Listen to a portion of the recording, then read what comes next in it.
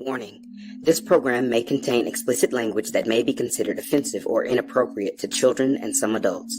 The following content is intended for mature audiences only.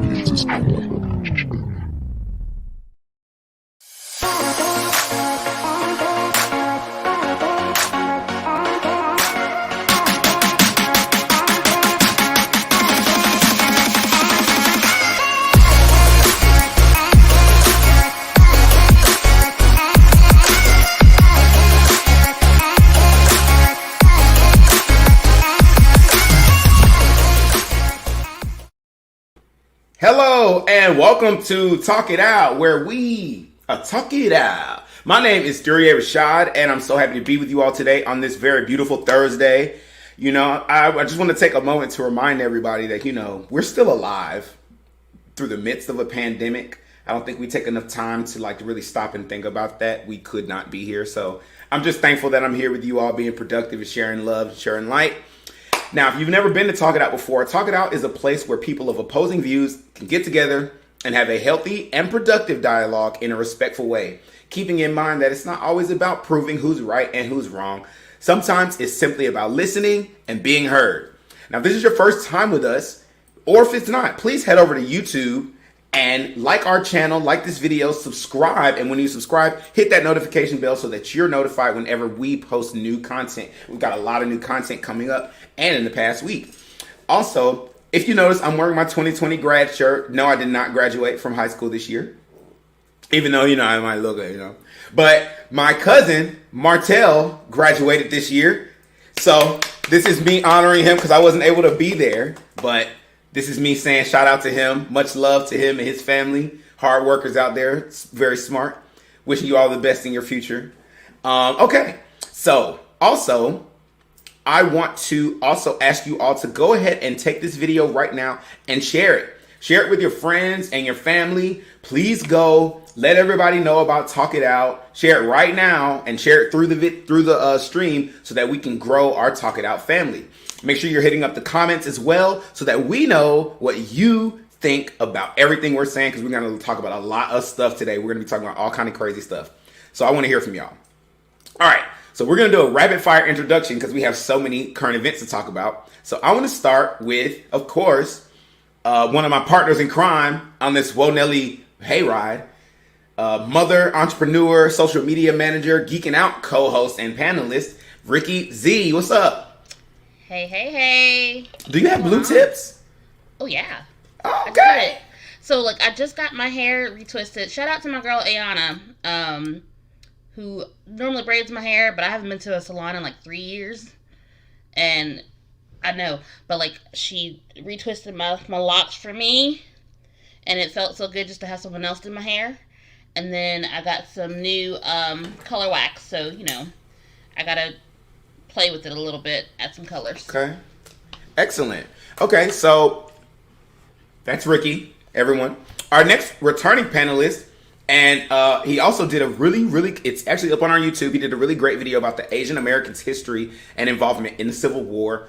A lot of really nice, little-known facts. I really think you should go check that out. It's on our YouTube right now. I want to introduce him. He's an associate broker with a local real estate firm, Columbus, Georgia. And as an Asian American who grew up on the other side of the tracks, PJ understands how important the comfort and security of having a home is, and actively engages his community and his industry in promoting fair housing, and has done so for the better part of 2 decades. He and his wife have called Georgia home for the better part of 2 decades. Sorry. His blog is the pjvong.blogspot.com, Twitter at the PJ Vong. Please welcome Mr. PJ Vong Savong. What's up? I think you're muted. I'm absolutely muted. How are you guys doing today? Excellent. Awesome. All right. Yeah. Go ahead. No, I'm just trying to, because we got I'm sorry. Usually I ask how people are doing. Yeah. I definitely started off unfair by making sure Rakia got her little blue tips story in. Sorry, but quick thing though, I really enjoyed your segment on the 24-hour live stream, PJ. That was excellent. Thank you for that. Thank you. Yes. Thank Shout you. out to PJ. I'm sorry, y'all.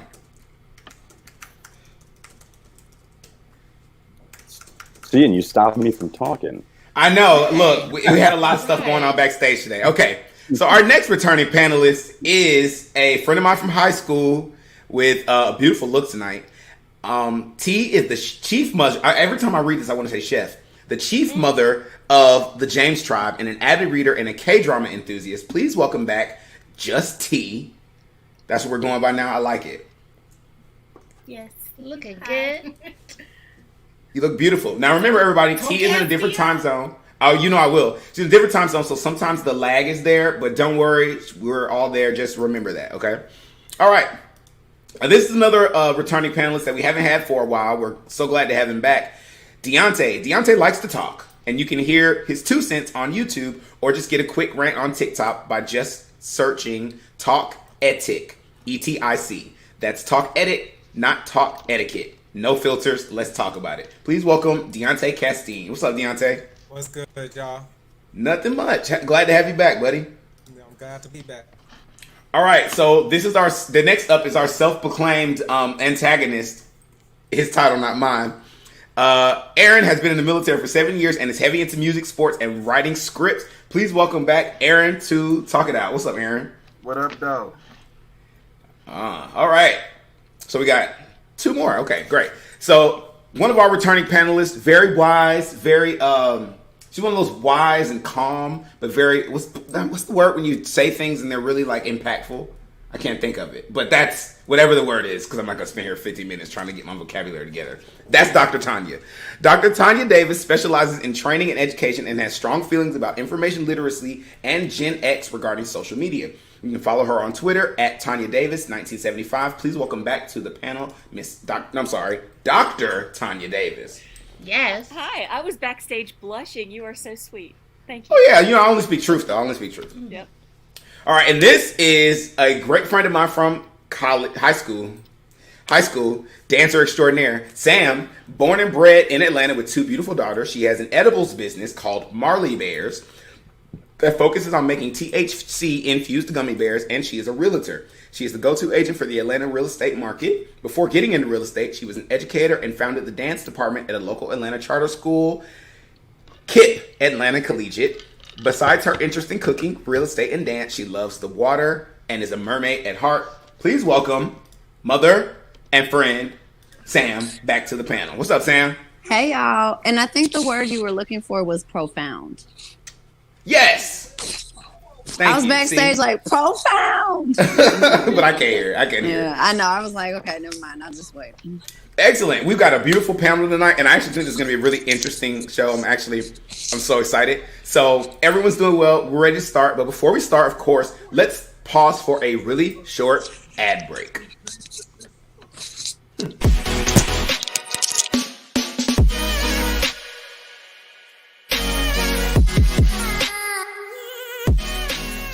This is Paul Pierce, and the Springer Opera House has something very exciting to tell you.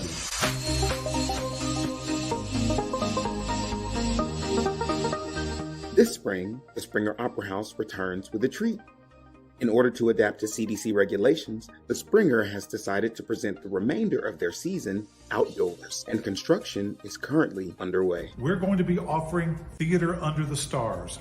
We are building an outdoor amphitheater on the corner of 10th Street and 2nd Avenue, and we'll be producing 7 Broadway shows to entertain you this spring. Theater Under the Stars is an outdoor theater festival, a first for the Springer Opera House, presenting shows like Cotton Patch Gospel, Spamalot, and shows from their children's series, playing from March 18th through June 27th. COVID rates are declining, temperatures are rising, and it's the perfect situation for us to do what we love to do, and that is to entertain you. We'll ask you to wear a mask, we'll be taking your temperature, and we will provide chairs for your comfort and your safety. Come see us at the Springer. We've got something exciting live for you under the stars.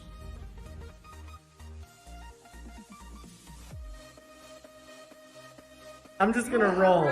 No, I'm just gonna make faces and dance.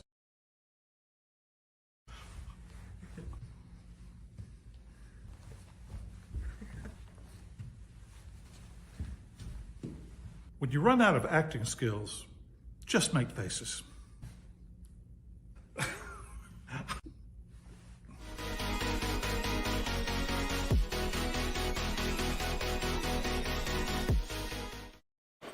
That was an excerpt from The Spot, your all access pass to all things Springer. And, you know, I always have the tea on everything theater, arts, and culture. That was a announcement from Mr. Paul Pierce, who's the producing artistic director of the theater. They're bringing you outdoor theater all summer, and it's going to be epic. 7 Broadway shows. It's totally dope. If you're in Columbus or visiting Columbus, or even if you're around Columbus, if you're in Atlanta, it's only an hour and 30-minute drive. It's really not that long. It's great theater, and, you know, please support the arts, especially through this pandemic. Let's be clear, a lot of y'all might not think about it, but without arts, WandaVision, all that stuff that y'all have used to get through this pandemic wouldn't be there. So please support the arts and go out and see that. Live theater is also very rare these days. All right, so let's get these current events, because I love Paul too. Let's get to these current events because we got a whole bunch of them. Let's start about this Oprah interview. That's where I want to start. And the backlash from this interview. Okay, because we have literally had a mixed bucket of responses from black people, white people, everybody. Okay, so if you didn't know, the Prince Harry, or can I say former Prince? Well, he's still a Prince. Prince Harry, and not able to have a title, Meghan, because that's pretty much what they told her child. But the Duchess of Sussex, right? Sussex, right? If you didn't know, they left England. They they left England, went to Canada, and now they're relocated in California. So they sat down with Oprah, had this interview, and the interview was telling. They've spilled all the English tea and the muffins and crumpets, okay? So apparently, the biggest takeaway was that we found out that there were conversations had, not by the Queen and not by Prince Philip, about the race, not the race, how dark, no, it was concerns about how dark their baby would be, was the exact term she used. So the first half of the interview was just her and Oprah. The second half was Harry. Harry's half of the interview was interesting because, you know, it's interesting. So I had a friend of mine, you know, who says, you know, Harry's a racist too. The whole family's racist. They're the birthers of colonialism, all this stuff. Why are we surprised that they would be leery about letting this black woman come into the castle and actually have a black heir? And this is a direct heir to the throne. It's not a cousin or nothing like that. He would be a direct heir to the throne. So the conversations have been so varied because some people feel like, you know, the whole interview was telling. Finding out that Tyler Perry is a big part of the reason that they were able to find safety when the palace wouldn't provide them with security. Tyler Perry did. A man who used to be sleeping in his car. See, I was talking to somebody recently about how you shouldn't ever downplay somebody who's been through the mud. I forget who I had that conversation with, but anyway. So, but you know, he helped them through this. Also, a lot of people feel like it's convenient for her now to be, quote unquote, playing the black card. A lot of people don't feel like that because a lot of people feel like, you know, she's never really shunned her or denounced her being black, especially when you look at her relationship with her mother.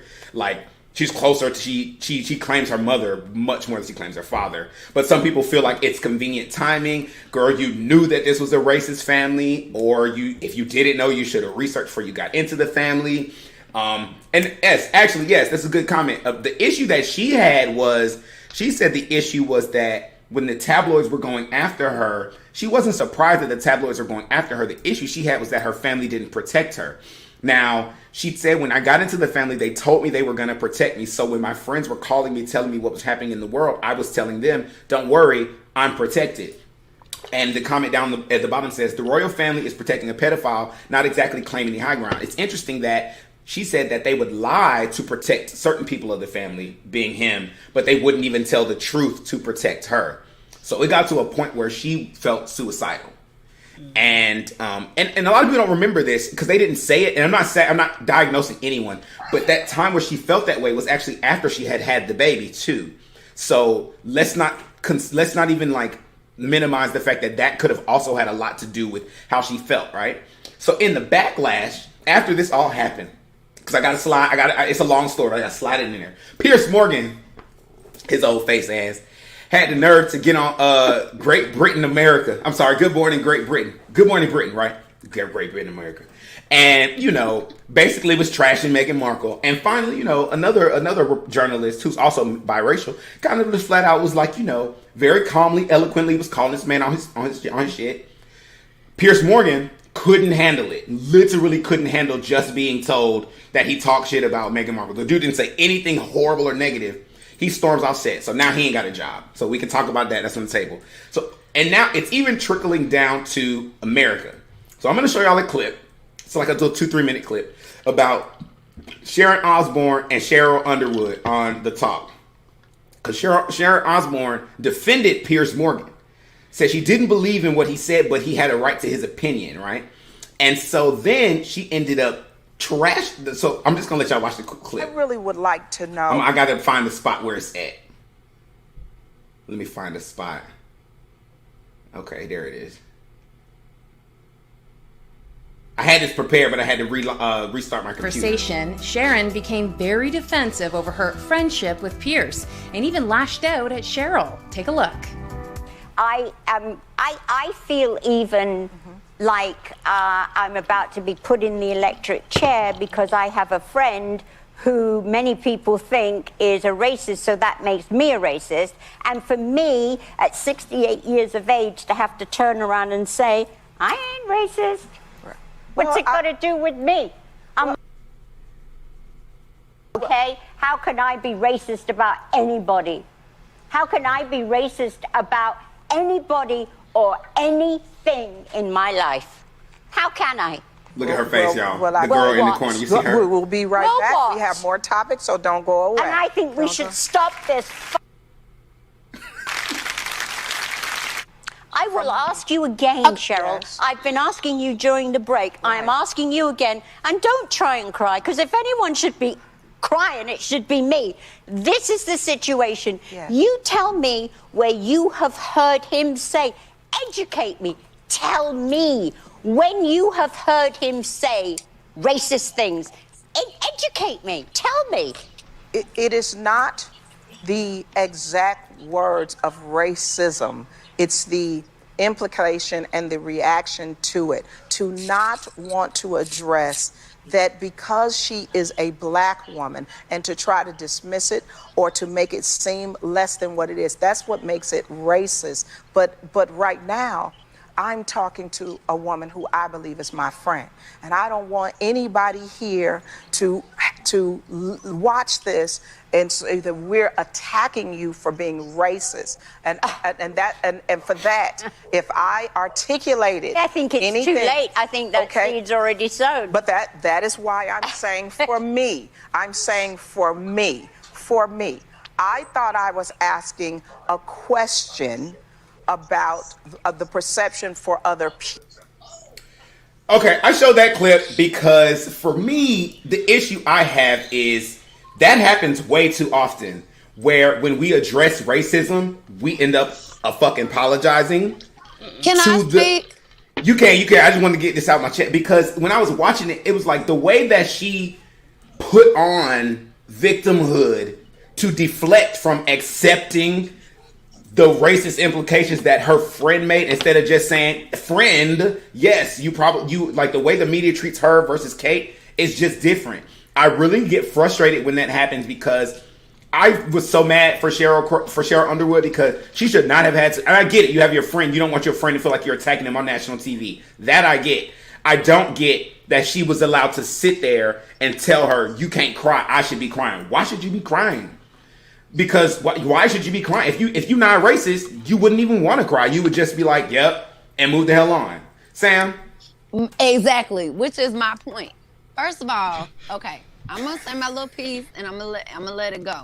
Because I know it's different, and go ahead and say what you got to say. say. People are going to agree with it. Live your truth. But the way that racism exists in our country is through systems. It's through the justice system. It's through the political system. It's through the education system. It's through the policing system. It is prevalent in the fabric of our country. Therefore, you cannot be raised in America. The world, yes, right, especially in this story. Mm-hmm. But I can't speak on the world because I didn't grow up in the world. I grew up in America. So this is my personal observation, opinion, but yes, the world. You cannot grow up in America and not be socialized to be racist.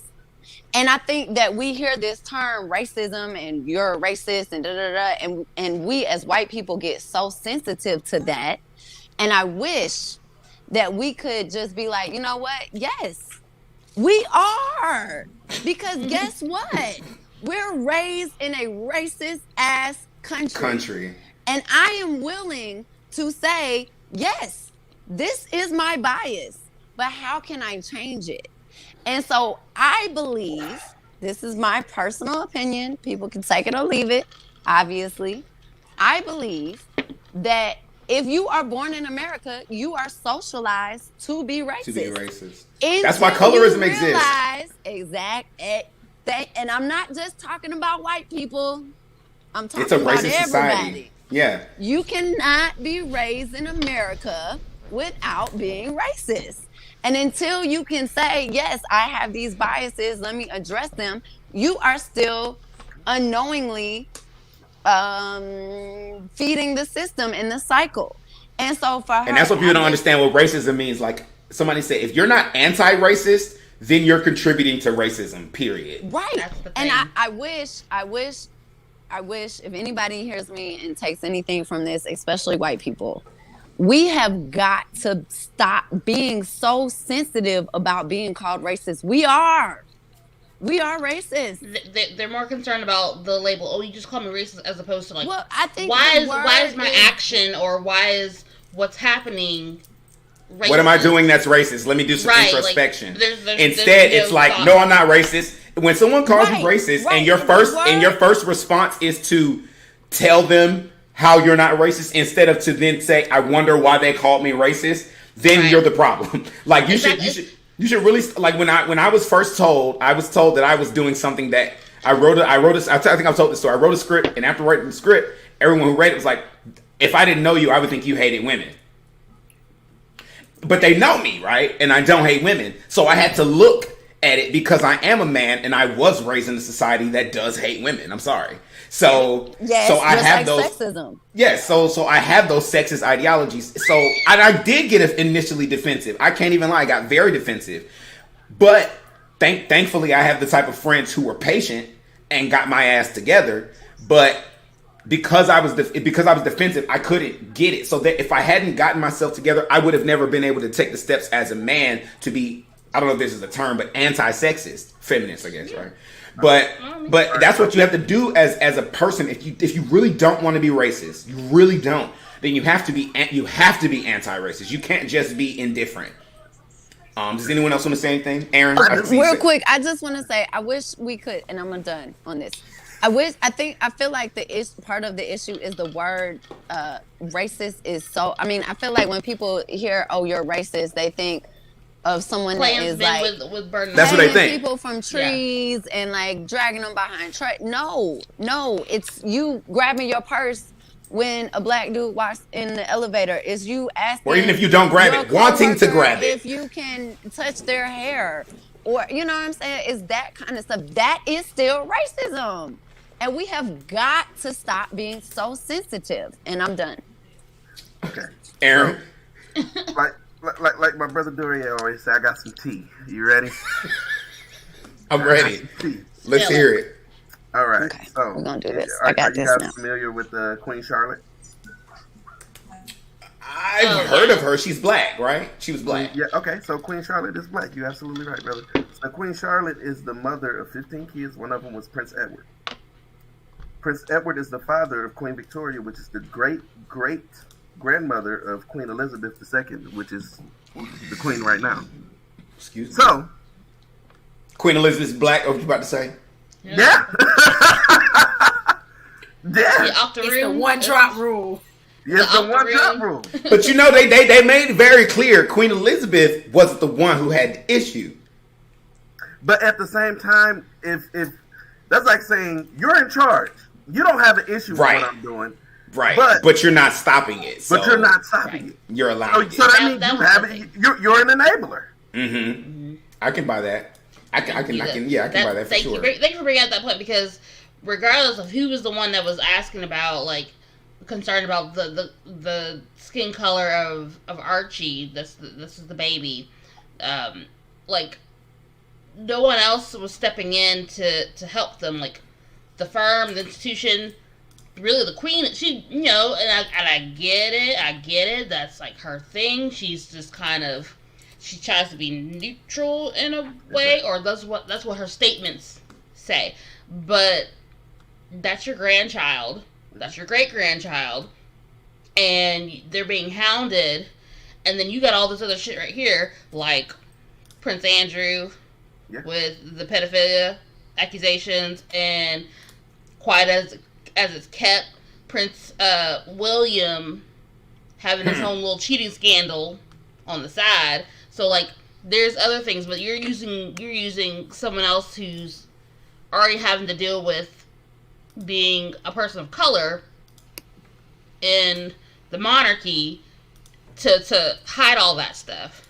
Well, that's what I didn't care for. I'm gonna say it's interesting though that I think something that did stand out to me was how they kept describing this family as a business. Yeah. And a political entity.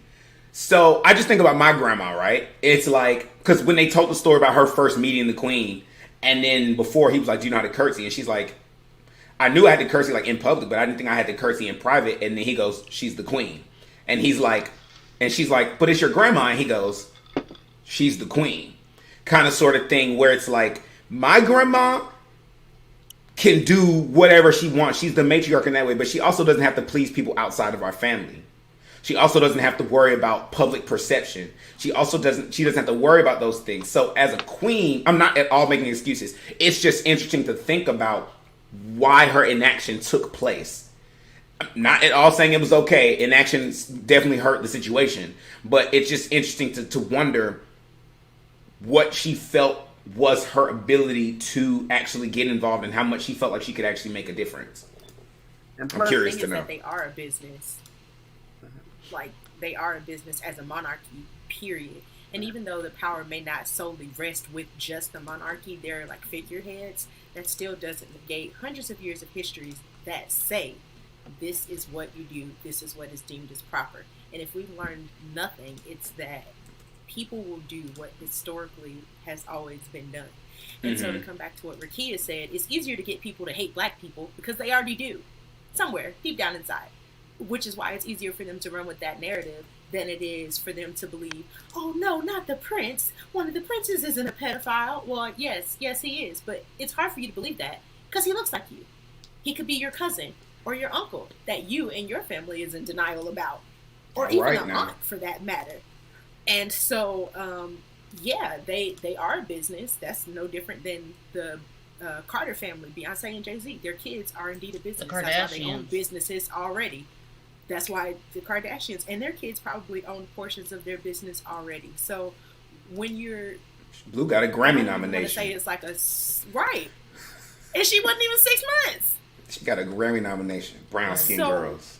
Hello. It's not even necessarily like the money aspect, but a culmination of money and fame and notoriety and recognition that causes your family to become those things. And so while she's looking at it from, I don't want to say Americanized because she's not American, she's from Canada, or she worked in Canada, but we look at it. She's from California. Ish, Florida, California-ish. But we look at it from our viewpoint as Americans, but we don't have a monarchy and we don't have history that's long enough to have followed those rules. And so I agree with them completely, 100%. What his ethnicity is, because there's only one race and it's human. There are multiple ethnicities that drive me insane. But whatever his ethnicity was, or whatever he identifies with, it shouldn't have mattered. But because that's the narrative that they wanted to push, so that the brothers' scandals could not be in the headlines, it was easier to get people to believe that. And it's funny because I was having a debate with someone online the other day because they call her a diva, and I was trying to explain to her how that narrative is a microaggression. Calling a black woman a diva is a microaggression because it's this narrative that if you're black and successful, you have to be a bitch. You must be a nasty woman in order to be, especially if you're beautiful. Like, how else do we tear? Like, you're so lovable. And then seeing the response that she got from people, it seemed like people were making comparisons to her and Diana, and that was really the issue.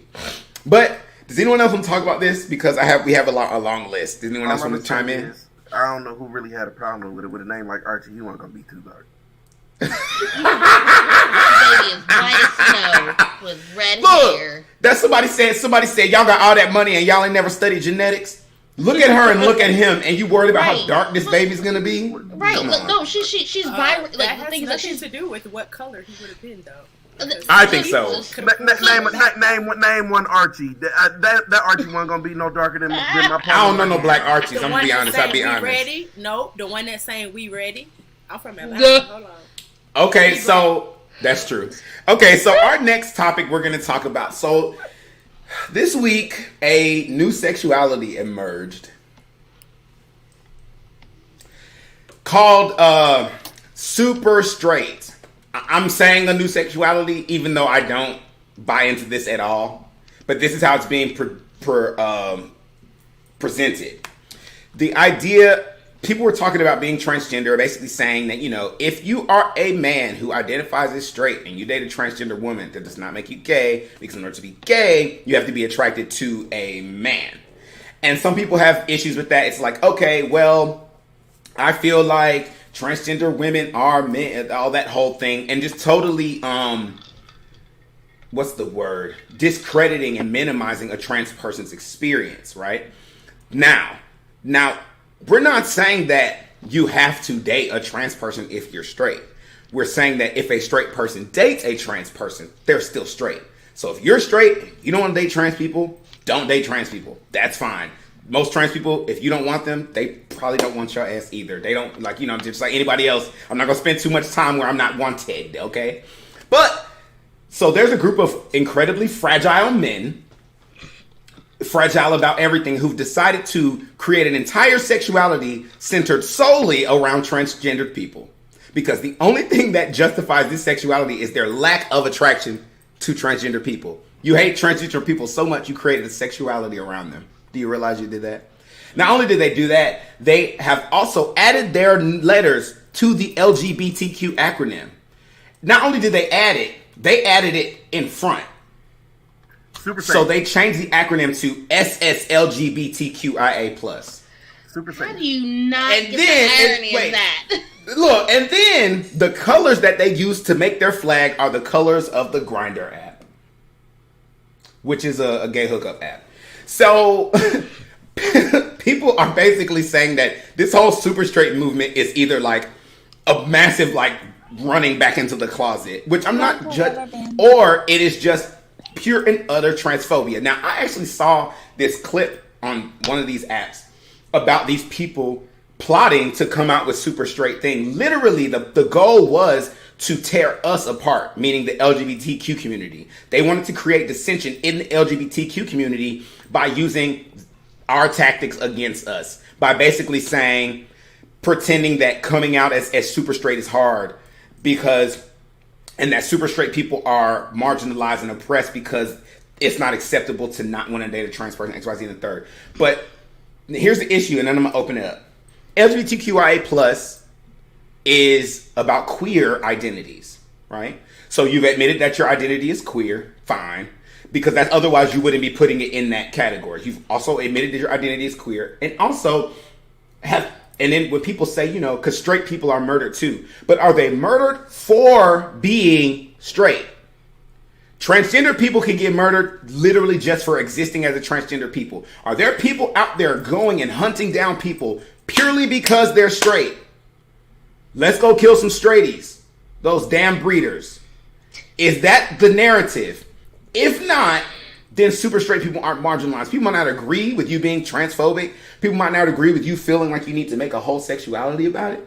However, that's what you decided to do. We're going to talk shit about you, but you're not going to get murdered because of it. You're not going to get beaten in the street because of it. You're not going to not be able to get adopted because of it. No one's going to stop you from getting married because of it. No one's going to stop you from getting a house or a loan because of it. So, I want to say, they got their hashtags banned on TikTok. Thank you, TikTok, for stepping up.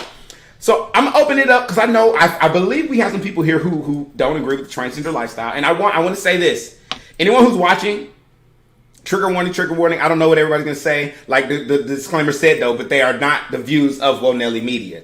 This is an open space. I will ask, because this is a sensitive topic, do not use inflammatory language. Do not use intentionally antagonistic language, because, and I'm not usually this sensory, but trans people are being murdered every day. So we have to think about what we're saying. You don't have to agree with everybody's lifestyle, but if you're adding to the narrative that justifies these people or makes these people who go out there and murder them, make them think that it's justifiable, we're not having that on Talk It Out. All right. So I'm opening the floor. Let's. So here's the thing. When you're saying super straight, okay, you're saying that as if being heterosexual, that's the word, heterosexual, is not already the norm. That's not already the norm, and that's not already what's expected in society. So there is no coming out as straight. That is the expectation. That is the expectation. Now, like, because think about it though, when you think of like with little kids, a little boy hang out with a little girl. Oh, is that her? Is that your little girlfriend? That's your little boyfriend? You're automatically assuming that those two children. Number one, you're already sexualizing them in some way, and they don't want to claim that that's what they're doing. Right. That is what that is, because they're, number one, they're children. There is none of that. Okay, they are friends who also happen to be boy and girl, but also number two, you already assume their sexual preference when that's not even a factor in their head. For the most part, I'm assuming. So, like, let's keep in mind that there is no coming out as straight, because that is the expectation, that is the norm, that is what is expected of anyone coming into the world. So, the idea that like I need to feel marginalized to feel like I have some place in the world, it's not like, and for those of us that are marginalized in some form or another, whether it's due to sexuality or gender identification, race, whatever, we're not trying to feel marginalized. We just are, based on how society is. Okay. That is it right there. So, like, do not try to make yourself feel like, oh, I'm part of this group because we're not getting that full support that we want. No. Get over yourself. Live your life if you want to, but like don't try to take away just because you feel like you're not going to be the majority voice anymore, or people that are in these marginalized groups are not going to put up with your shit anymore. Because that's what it is. That's what it is. No one's wanting to put up with your shit anymore. You're not going to be the leading voice anymore. That's my spiel. So, disclaimer.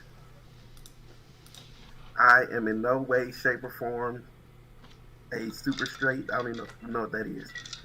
I have to throw that out there to just throw it out there first. But that means brace yourself for some dumb shit you about to say. Extra straight. That does mean brace yourself, though. It does mean brace yourself, so please.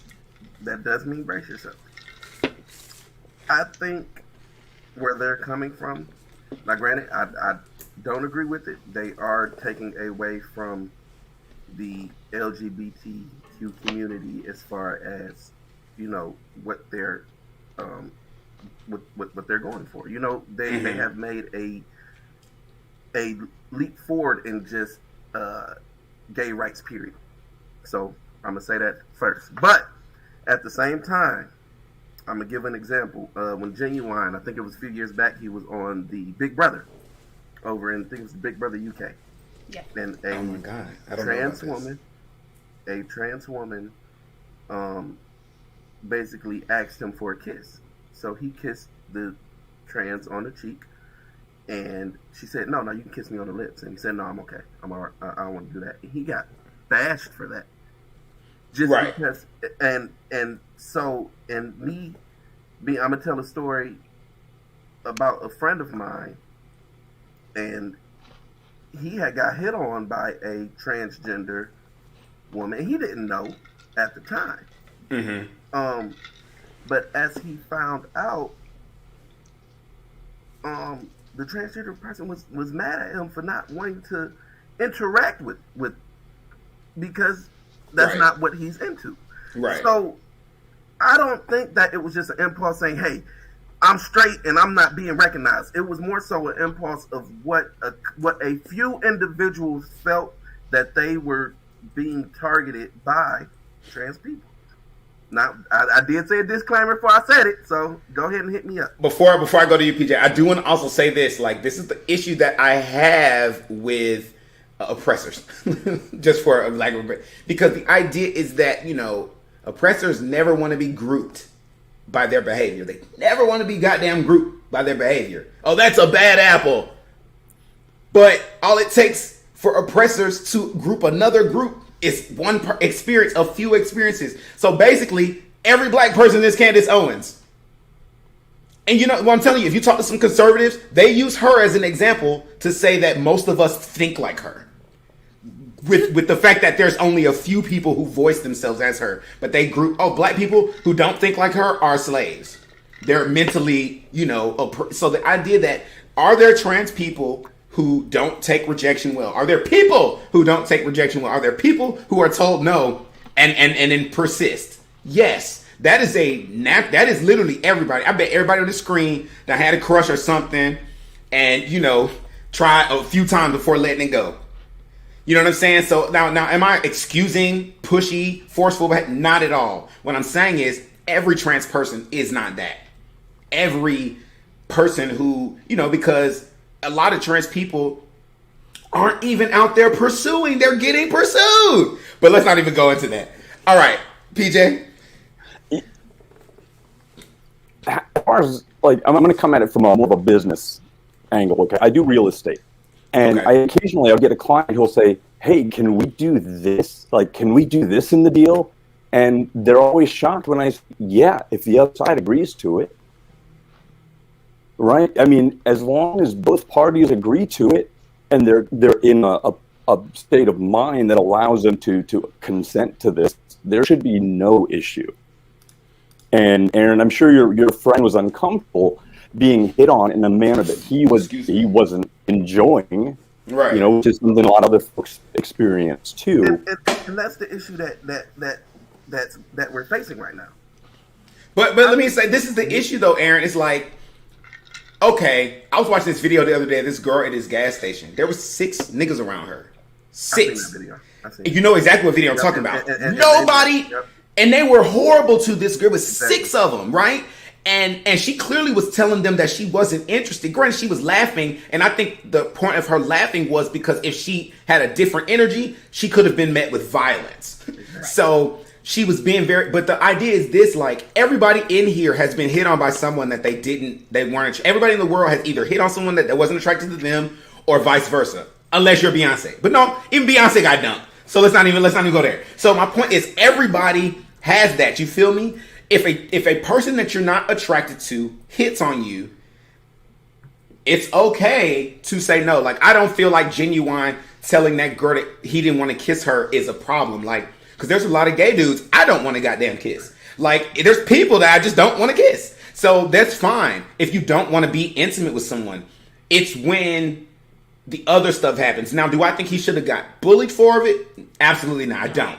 I really don't. I don't think that's cool for anybody to, because that's still being like, she asked for consent. He said no. Right. Boom. That's what it should be. And that's what we're talking about, normalizing in society. But that doesn't then excuse transphobia.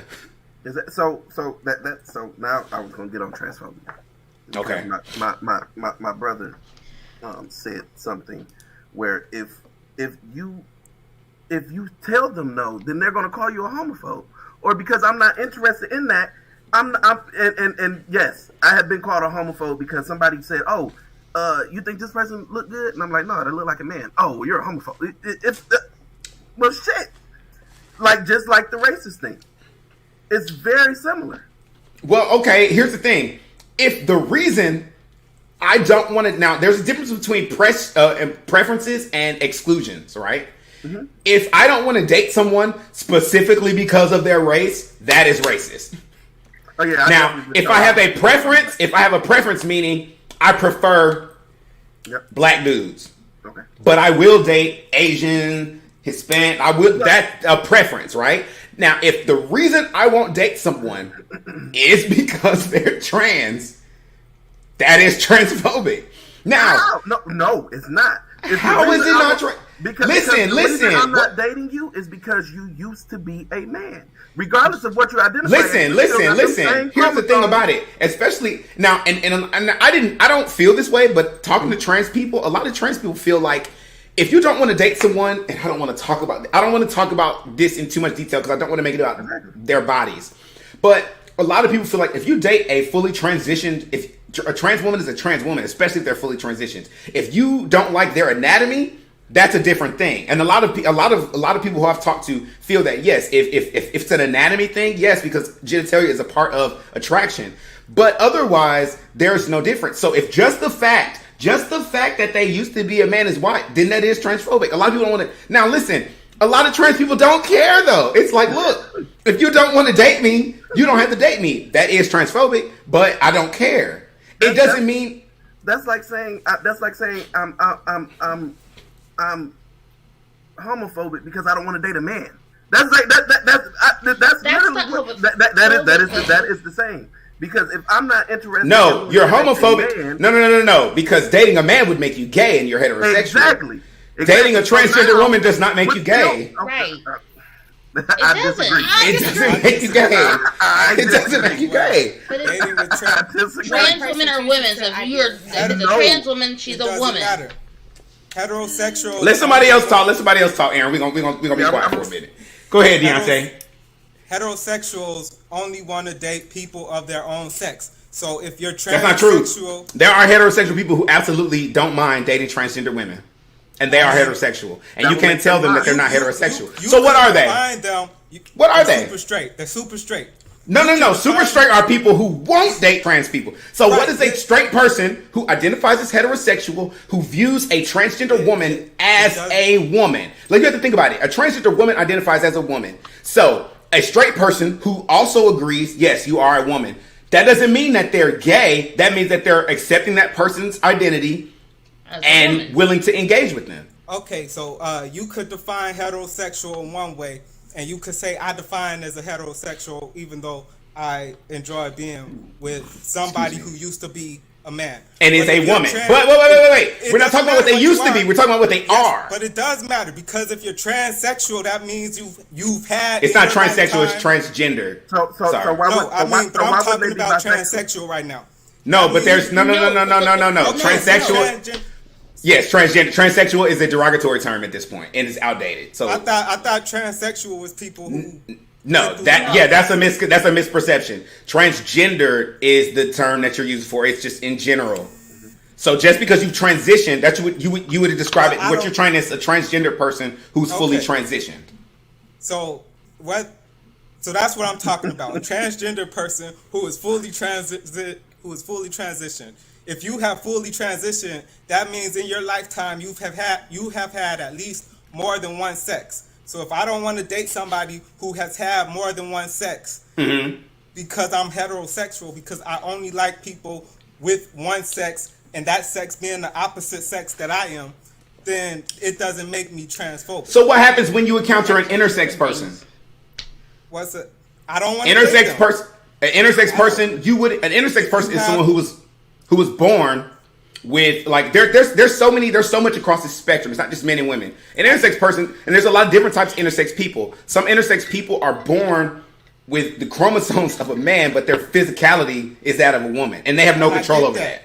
And it doesn't matter, because I could choose to be attracted. They're not that rare. Sex Look it up. I want. I could. And no one's saying that you can't. Sex that I want. No one is saying that you can't. I think that's what people misperceive. And I saw someone say, if I'm a gay man who's not attracted to women, I'm a womenphobe. Of course not, because if you're a gay man, you're not attracted to women. You identify as gay. Heterosexuals identify and they are attracted to the opposite sex. Yeah. So if you feel like a transgender woman is not a woman, that's transphobic. It's not. No. It's not. Real quick, I want to point out also. Wait, PJ? Go ahead, PJ. You know, based on this. Side note, I want to say something. I had a conversation with. I know. I just have to say this real quick. I had a conversation with some people about transphobia not too long ago, and it was the most disgusting thing I had ever engaged in. So even though I disagree wholly with like that side of the panel, I'm just happy that it hasn't gotten to that level of disgust. So, thank you. Go ahead, PJ.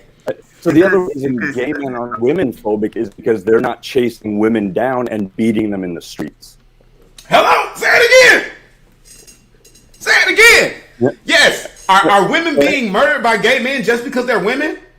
Hold on. I've seen the video. What video you seen? Please. I'm gonna send it to you, bro, because you know send me the video. Send it to me before 10 o'clock so I can play it. Receipts. So, send it. I've seen the video where these gay men was beating these girls' ass in the alley. Were they beating her specifically because she was a woman? I don't know why they beat them. Was it a fight? Right. That's not it. That's not it.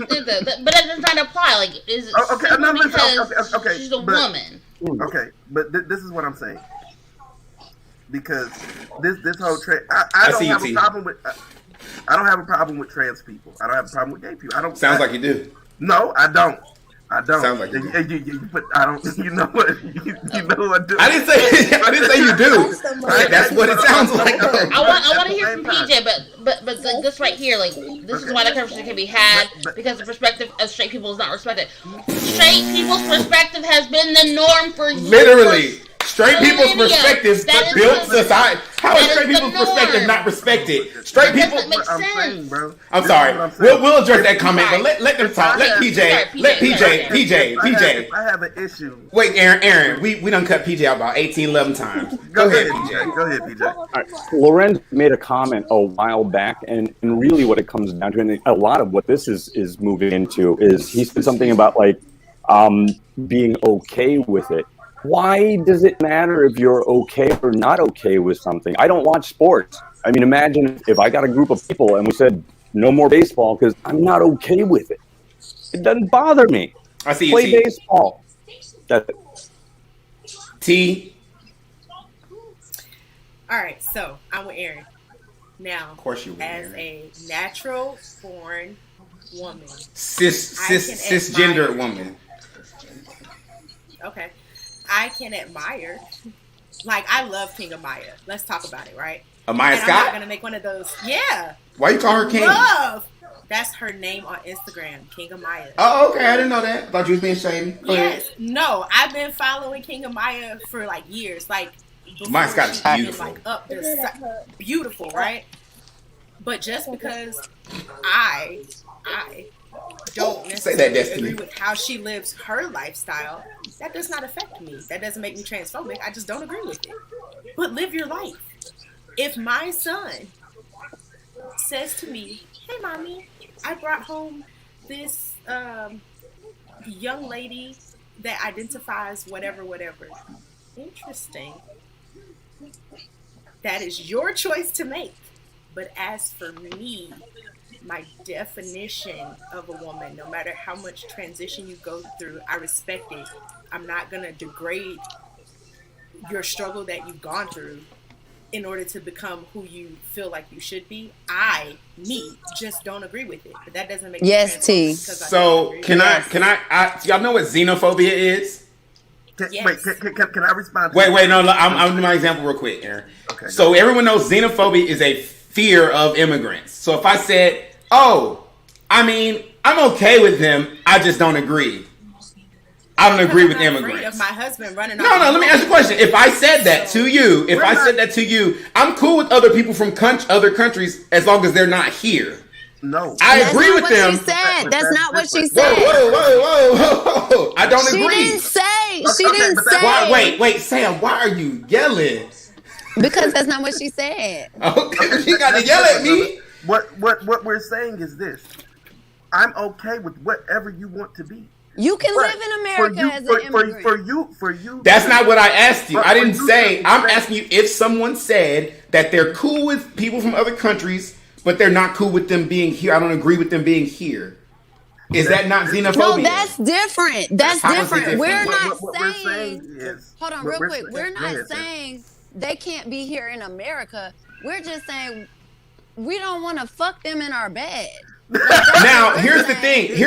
What I'm telling you is the way I feel is that there's a difference between, like, I feel like it is a transphobic thing to deny another person's identity. I think so in that situation. You're basically saying But you I'm might not still be denying attracted to. Absolutely. If they identify as a woman and you're like, no, you're not a woman, then that's denying their identity. So to me, that is transphobic, and that's fine. But my thing is like, does that make you like a horrible person? I feel like it. I don't think it makes you a horrible person, but I do think it means you have some transphobic ideologies. So why? Okay, so why is it not okay for them to disclaim to me, hey, you know, I was born a man?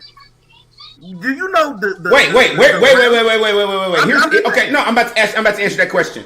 How many men and women who are transgendered are murdered just for disclosing? Sorry, baby. But the thing is, No. Let's just think about that before sex. And here's true tea, Aaron. Wait, Aaron. Wait. Here's true tea. Let's not pretend like these niggas out here don't know that these women are trans when they're fucking them. Let's not pretend like the issue becomes them being outed. It's not that these trans women. It's too dangerous for trans women to be out here sneaking around, lying and shit, and then wait till we naked for me to tell you. It's way too dangerous. Trans women are being killed literally just for telling people that they're trans. So when you want to say that they're hiding this, that's a false narrative. The truth is, a lot of these dudes like what they fucking like until their friends and family find out, and then these women get murdered.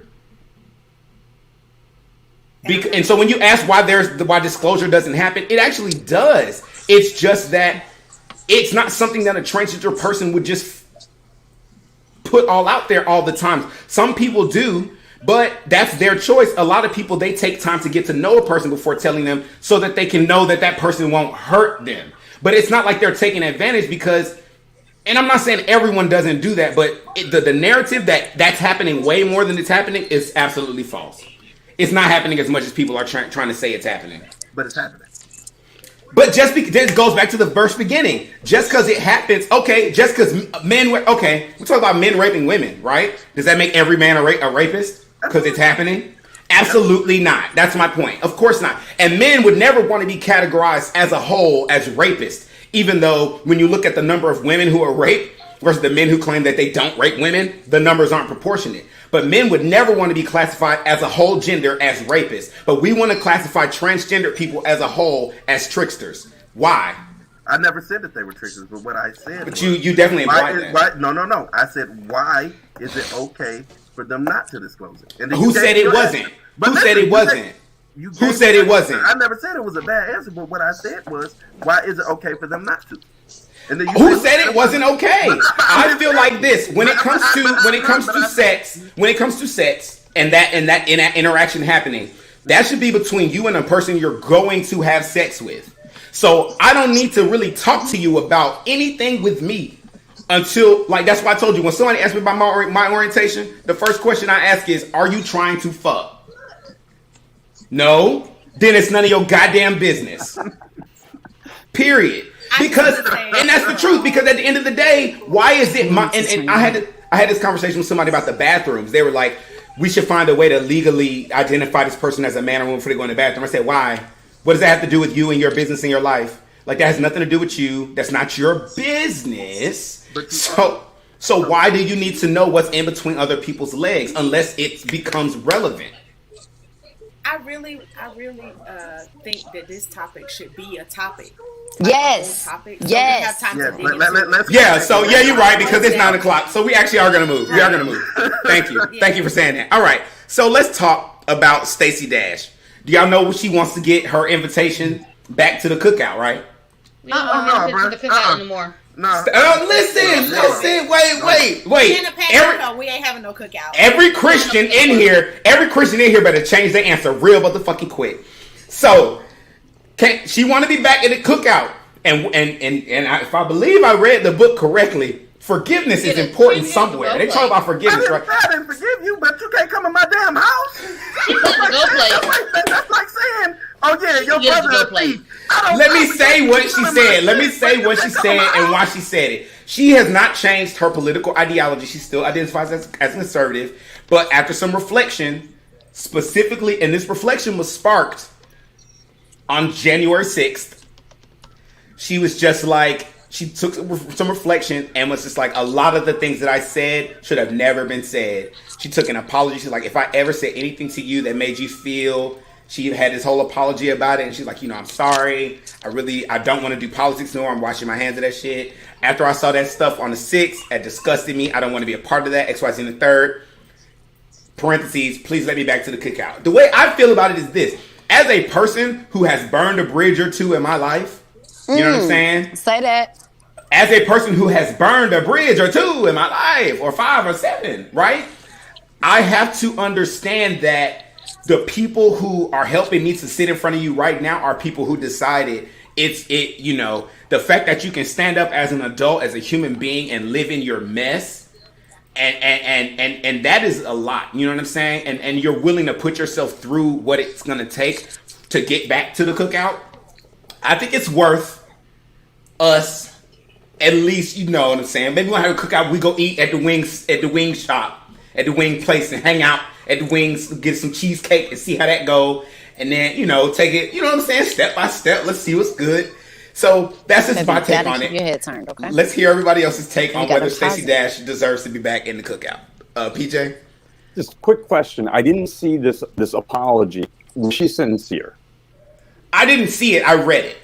And in reading it, feel sincere. At first, I was kind of like, what? My instinct initially, whenever somebody does something like this, is why? Like, why now? So when she said that it was January 6th, that made me change my mind immediately, because I was just like, yep, that'll do it.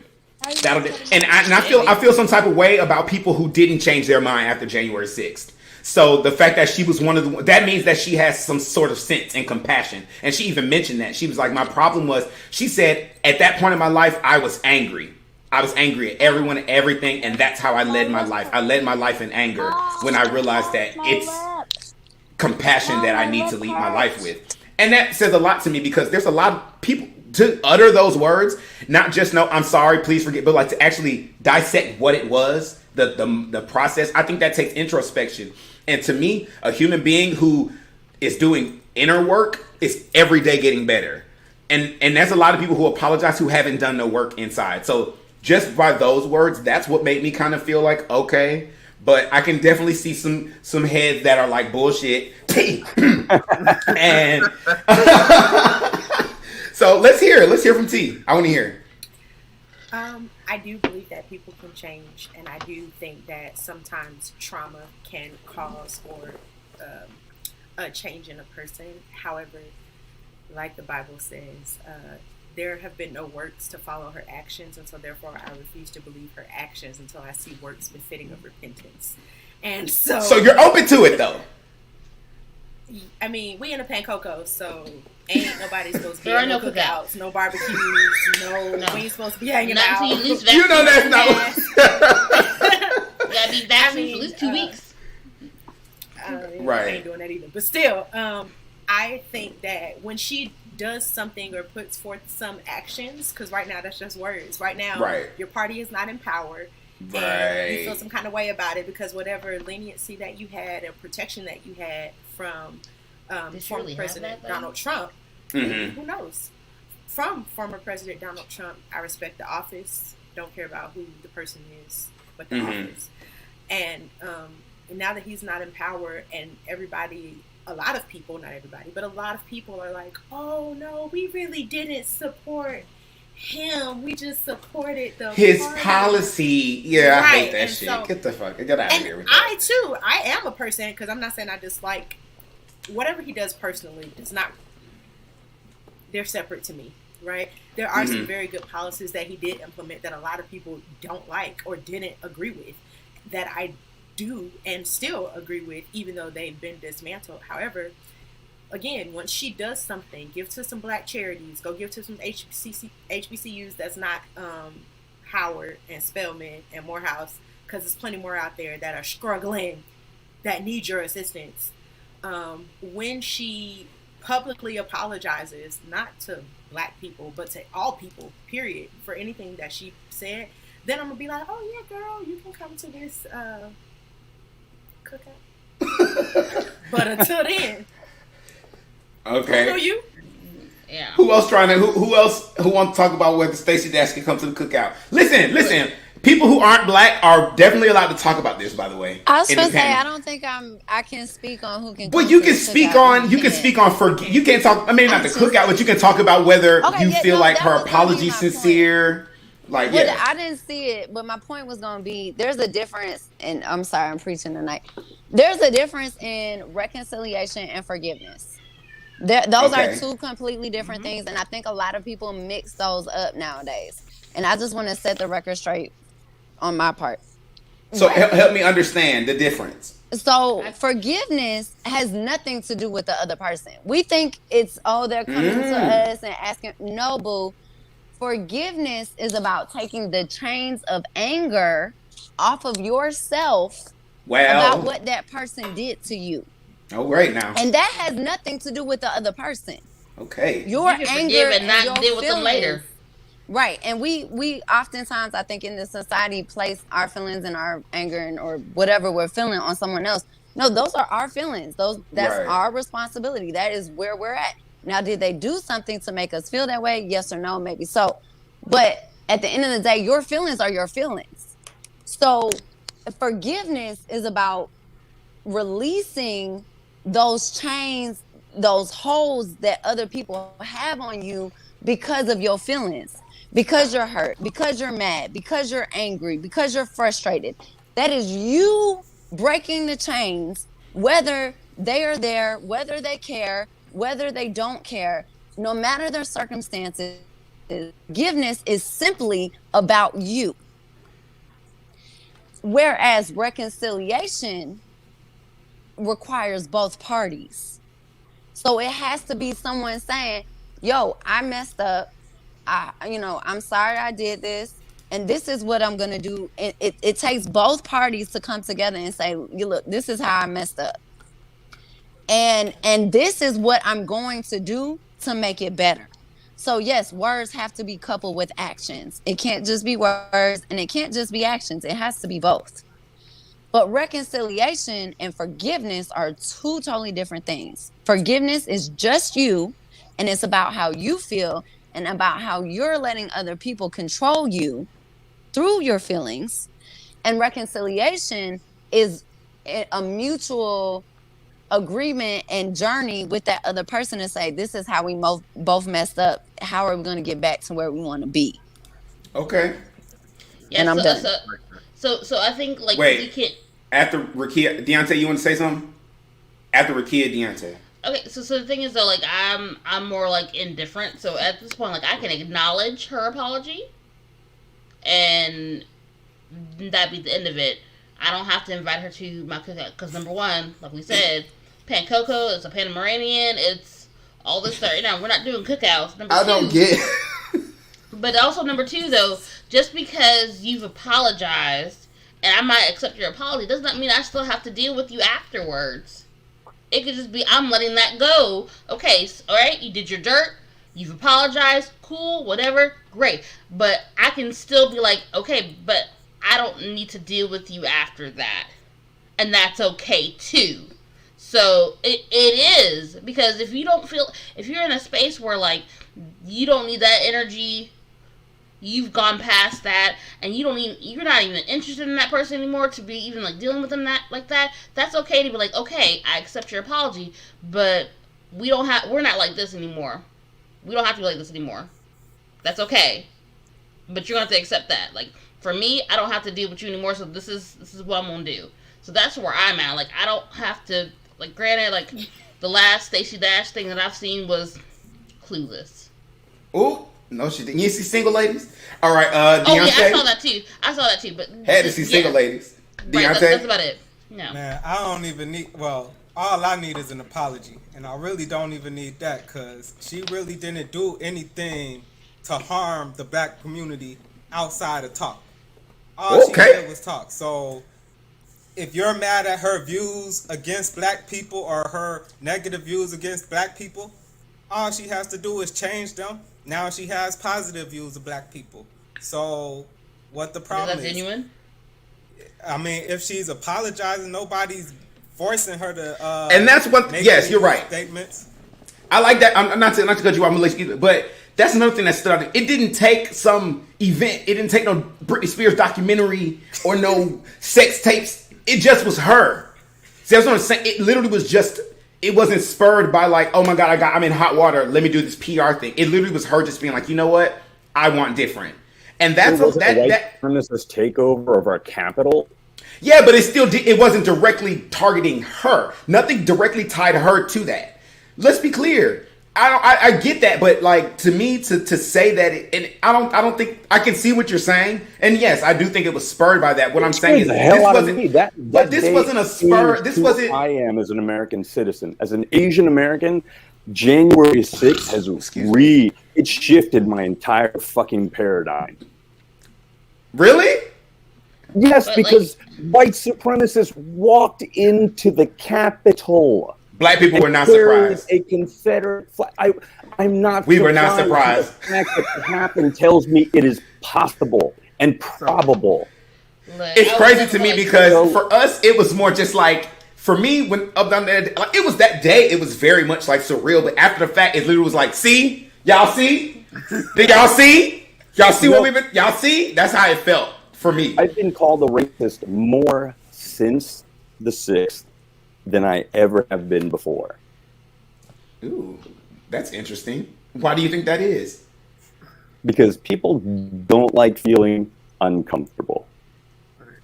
So, I lived in. Well, were you done, Deontay? Oh yeah, I'm done. I'm good. Okay. So I live in the DMV, and January 6th is my daughter's birthday. So I was taking her out to go eat. Damn. And how they gonna ruin her birthday? Man, bump them. That's my dad. No, they shut the freeways down. Right, I'm just saying they ruined your daughter's birthday. Bump them. They did. Oh yeah, they did. They ruined my daughter's birthday. So I was literally leaving out, and I'm looking on the news. I'm like, and I see 20 police cars pass me, and I'm like, time for me to get on off. I know what they're doing. So that day itself, and the things that happened afterwards, and how he really wasn't implemented in anything is some pure bullshit to me. But good on her to come out and say, hey, I was wrong for supporting this person. Because a lot of people haven't. A lot of people still stand by this fucking dickhead. But at the same time, how much can I really trust you? Okay, so that is going to conclude our current events tonight. I do want to have some honorable mentions. Man, we might talk about that in cancel culture. Stacey Dash. Kamala Harris had to cast the deciding vote on the, what's this thing? The stimulus bill, even after going back to the table and making certain allowances for bipartisanship, like taking $600 away from the proposed $2,000 payout, stimulus relief checks, and still not one Republican agreed with the bill. So my message to Democrats, stop playing soft with these motherfuckers, because they not playing soft with y'all. They not. And they not trying to... They not trying to be fair. Because when they pushed that Supreme Court nominee through, that should have been the wake up call. Right. But at this point, y'all got 2 years. Do what y'all need to do, because when the tables are turned, they're not going to care. Devil's advocate, I'm with you, Duryea. We got to be careful. But at the same time, like what T was saying, like whoever's in office, she still respects the office. You know what I'm saying? So like, I get that, which is why they did what, but they had to do what they did though, Sam. Still be the bigger person. Well, at the end of the day, it's like this. Like I'm just saying, at this point, they need to. Okay, it's like this. All right, you want to push back against the Democratic Party so much that you're not thinking about your damn constituents at this point. They need the money. Not the Democrats. You just don't want to do it so where the Democrats get credit for it. But you act like we don't have eyes, and all eyes aren't on you right now anyway. And we know that you were stopping that money. You're the reason that those Republican constituents are getting $600 less than they would have gotten. Anyway, that's a whole other topic. We might talk about that later. I see you, T. I see you, T. The real T is why we sending money to $323 million and $556 million to other countries. That's the real T. That is the T. Using that money, we could pay everybody's bills off. $20,000 for each person in the United States with the money that we send to other countries. But I'm gonna keep drinking my lemonade. So 2 more things. in Georgia, they have passed a law, or they're passing a law, trying to pass a law that says it's illegal to give people who are waiting in line to vote water. What? Think about voter suppression. It is real. They actually passed it? I don't know if they passed or not, but they were trying to pass it. All right. And the last one, Derek Chauvin, who is the man who murdered George Floyd, got his third-degree murder charge reinstated. They didn't take away his other charges, as far as my understanding. But they absolutely did reinstate third-degree murder charges. Some people are saying it's a good thing because that means that at this point, no matter what, he's going to get. It makes it more likely that he'll get convicted. I see that, but I worry that will just be the default, and that's what he'll get. But the issue was this. Third degree, why it was taken off the table first, because they were saying, third degree murder has to endanger other people, but a recent precedent has changed it to where as long as it's endangering anyone, even if it was the person who was murdered, it's eligible. So there's that. All right. So we're going to take a very short ad break, and we're going to come back, and we're about to talk about cancel culture because people got this Pepe Le Pew, Dr. Seuss stuff all mixed up in the head. They don't know what they're talking about. So we're going to set the record straight, and me and Aaron about to go head to head on this one, and I can already tell you, it's going to be glorious. We'll be right back. I see them standing in the streets, probably wishing that we could meet, but I just stare and frown, and still the world goes round and hear them cry, but I don't move away. I guess I'll save it for another day. I see a brother, strong and full of heart, and he's meant to go far, but he's scared of driving in his car, cause he might get put over.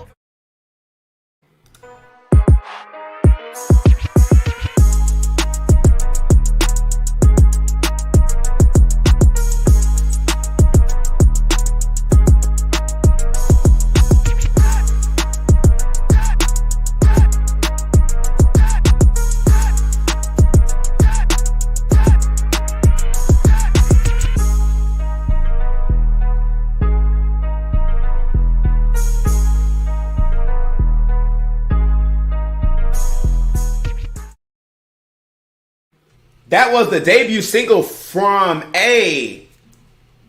Let me say this right. Oh my God. What is it? How come I always say it wrong? What? I'm sorry. I'm sorry, boo. Oh my gosh. I forgot the name of that. Hold up. What are we doing with our lives? I don't know what I'm doing in my life. Look, it's hard. We live. I'm sorry. We are live. I'm so sorry, guys. I'm going to find out this name. I want to say A4A, but I know that's not it. She's going to be so mad at me.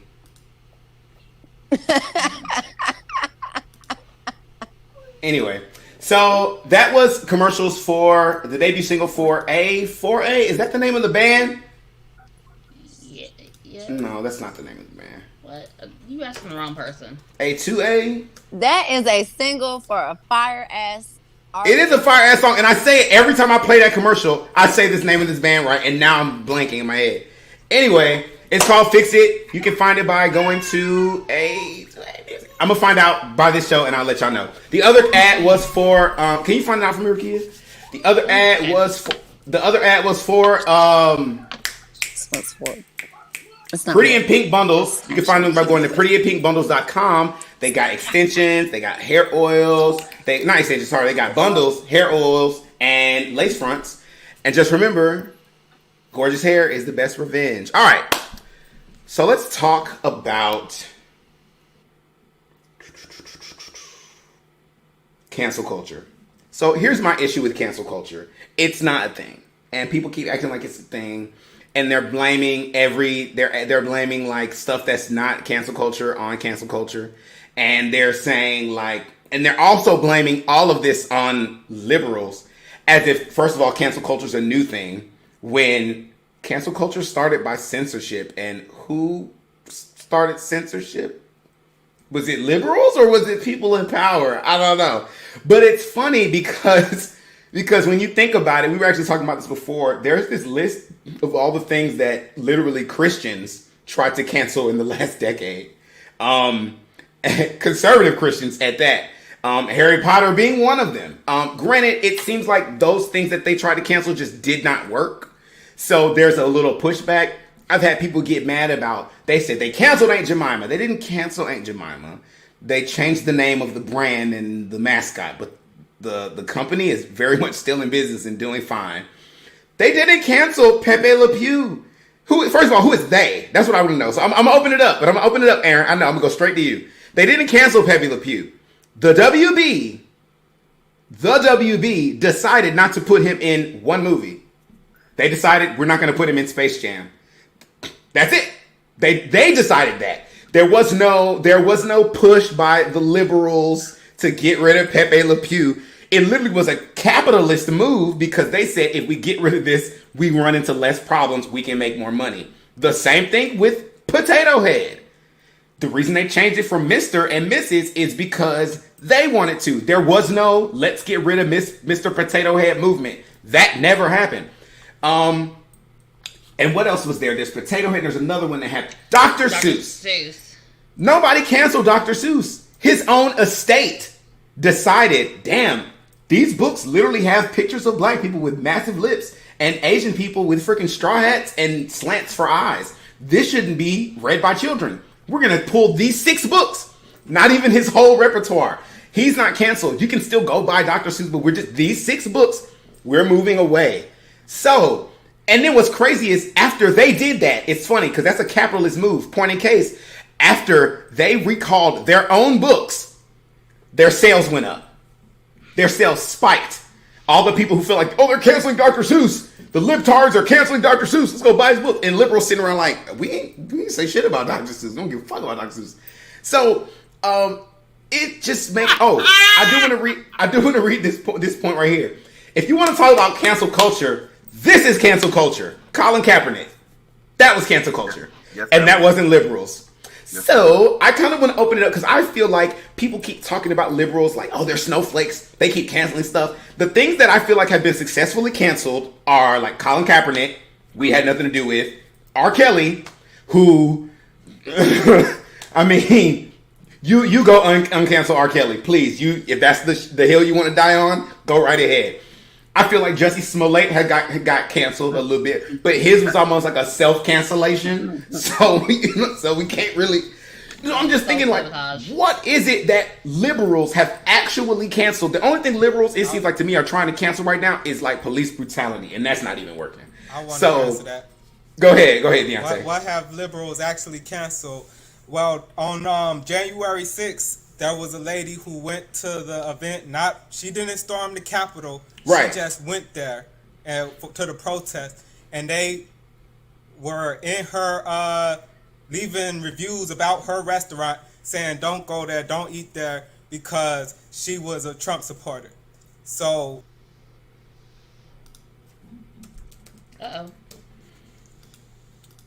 mean, but did that work? Yeah. Well, she did suffer. Her business did suffer from it. Yeah. And then Kevin Hart got canceled. Well, he was supposed to do that award show. I forgot what it was. But that's not canceling. That is, like I'm telling you, a lot of these things, what happens is their business is making decisions to protect their brand, but it's being attributed to us, to liberals. Somebody pulled up his old text or his old tweets. The business didn't go pull up his old tweets. Somebody pulled it up and brought that to their attention. That's cancel culture. No, I'm not saying it's not cancel culture. What I'm saying is, I'm sorry, everyone, pause. The band, that wonderful single called Fix It, is ACA. ACA, you can find them at ACA Music. Thank you very much. Fix It. All right, go ahead. Kevin Hart is not canceled, by the way. Like, I mean, canceling. They did cancel him for that event that he was. He got fired from an event. But that to me is different than getting canceled. That to me saying, like, okay, you said some homophobic stuff and now that's making waves. We don't want to attach you to our business. How is that different? That's the same thing that other people are doing on the other side. No, how is that different? What I'm saying is liberals didn't I'm not agreeing that it's right. Did. I'm saying they're doing the same thing. You're saying, okay, I'm not gonna attach this everything to this person because it's cancel. It's not cancel culture. It was just that one event. It wasn't like a cancel culture type thing. And what I'm saying is, I agree. Like, you can't just lump everything into one, and that is cancel culture. Let me say why I think there's a difference, Sam. And Alicia's kind of hitting on it right now. She said being fired and canceled are two different things. Colin Kaepernick getting fired from the 49ers would have been one thing. He wasn't able to get a job. He was definitely called. My point is this. Kevin Hart lost a job. He's not unable to get work. And now, if Kevin Hart was unable to find employment, that is cancelization. Colin Kaepernick is not able to find employment in his field. We're agreeing. Where? Who signed Colin Kaepernick? Disney. No, And then in they his brought him back. field. And then they brought him back to football. Where is he playing? Okay, but then that's the case. But that proves that cancel culture is not a thing. Then because just because they get just because they're not getting a job in whatever, or they lose this position here, does not mean that they're still not making money doing something. So like there's like the Disney chicks. Technically, they got canceled at some point in time, but they're still. They did get canceled. Right, and still making money. Well, do y'all know they changed? They came out the with chicks. this I'm sorry. really, like, the chicks, not the Dixie chicks. The chicks. Yeah, there you go. The chicks. My point is, I'm just trying to I don't like that cancel culture has been. It's kind of like black on black crime. The phrasing, not the act of it. The phrase, like how they use black on black crime to combat. Like that's what I'm saying. Cancel culture is a thing that's literally always been around. It's always been a thing where a business will feel like, oh, if we identify or if we align ourselves with this entity, then that'll hurt our business. So let's let them go. Or a group of people are like, we don't like this person's belief. Let's not buy their shit. That's old.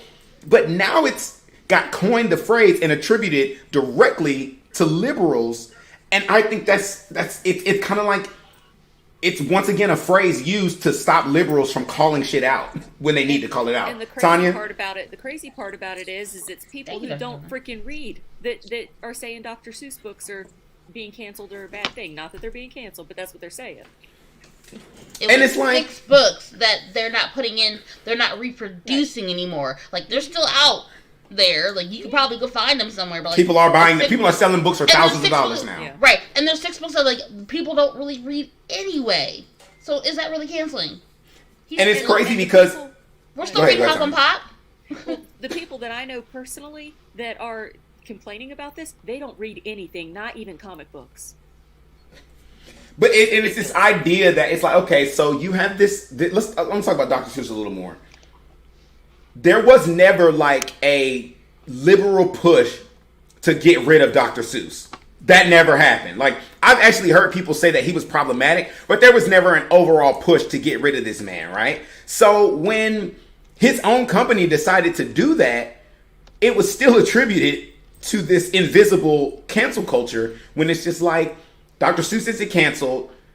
His books are still able to be read. He's still got an island at Islands of Adventure. Like, nothing has changed. They just took those books away because if you're a child whose those books are geared towards, seeing that imagery of Africans, of black people, of Asian people, that negative stereotypical image, it could be damaging to a child. So let's take that out of their face.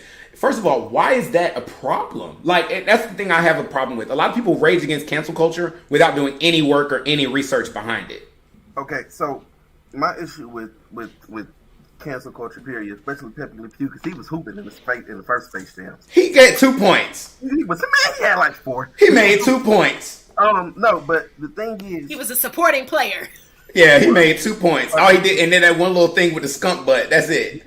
But the thing is, a lot of people are afraid of the past, that's what we learn from. We learn from the past. So granted, yes, he gave me a lot of rapey vibes, but I'm gonna say what he did do. He only chased that one cat.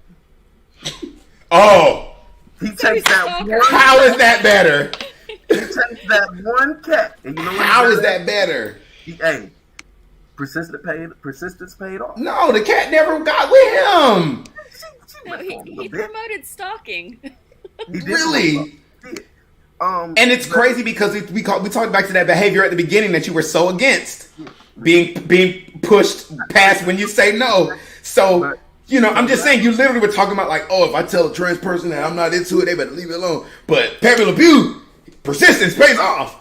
Yeah, but do you see how that narrative tells boys? It does. It tells boys that it's okay for you to pursue a woman past her saying no.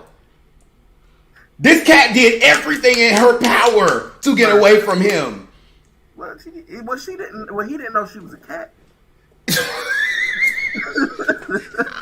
Aaron, that's not the point. The point is that she said no, like ad nauseum, and he still persisted. So the issue is that is what it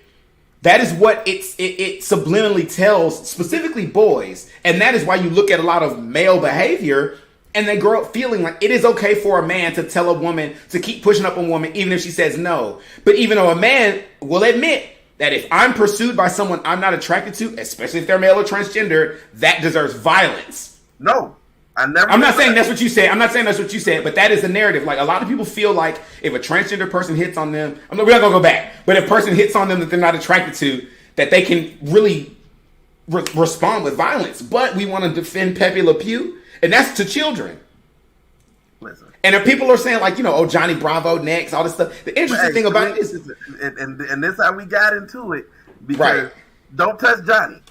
I love Johnny Bravo. Johnny Bravo's my favorite, but I will tell you this: if they got rid of Johnny Bravo, I wouldn't be mad or surprised for two reasons. I'm an adult, okay? I had Johnny Bravo. He only got no new episodes on TV. There's nothing about Johnny Bravo that I'm going to be missing that I haven't already experienced. But also, I understand what that behavior signifies. There's a lot of kids who are going to watch that and feel like that's okay. And they're not going to... I'm sorry, go ahead, Rukia. So part of that is recognizing the problematic issues with things that we've enjoyed in the past as children, because we have new eyes as adults, and being willing to have that conversation with each other, as well as having that conversation with our children who may also watch these things with us. So... you have to be able to have that conversation with like, okay, yes, this may be we might think this is funny, but these things are not actually okay in real life, because that's the thing. Like we did not have these conversations as children when we saw Pepe Le Pew. We did not have these conversations as children when we saw Johnny Bravo. Like we didn't have these conversations, so like we need to do better by having these conversations. Be like, hey, yes, these are supposed to be geared towards children, and this might be funny, but here in real life, that's not okay. Here in real life, you shouldn't do that. So like here are the reasons why that is not okay. So you have to be able to have a conversation and not just let it be like, oh well, that was just the times, or oh that's just what we watched as kids. No, you have to be proactive and have a conversation. But at the same time, go ahead, brother.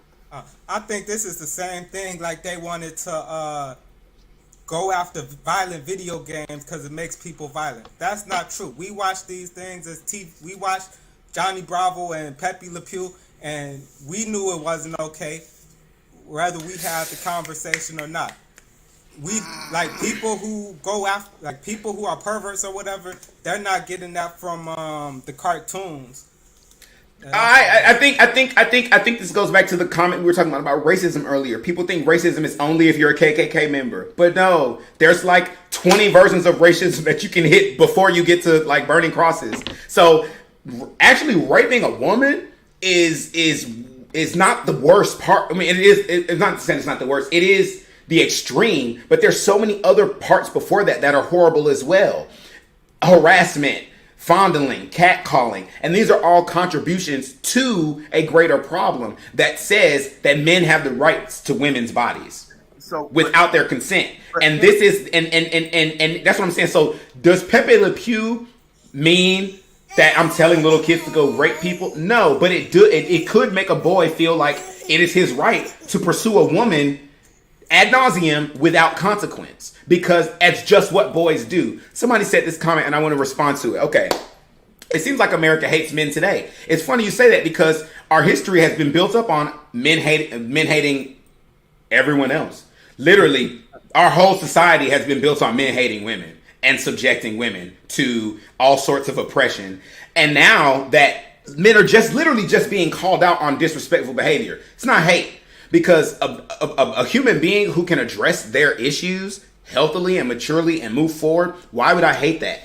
It's not that America hates men. The truth is, men who have been so used to being oppressive or in power don't like being called on their shit and don't like being told no. That's the truth.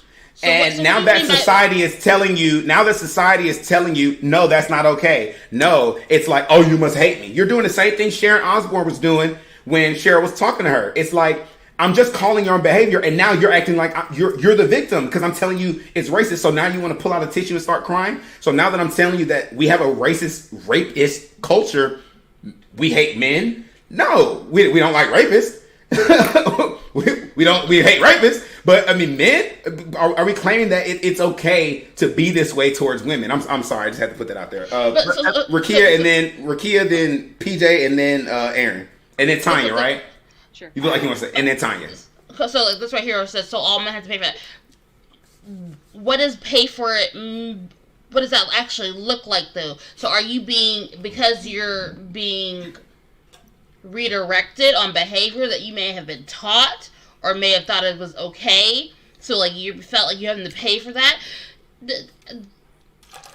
You're not losing your life over it. You're not losing your job over it. Like, the thing is, though, just because you might be redirected and told, like, hey, this thing that's probably been, like, normal for lots of people is not actually okay. It's actually hurtful. It's harmful.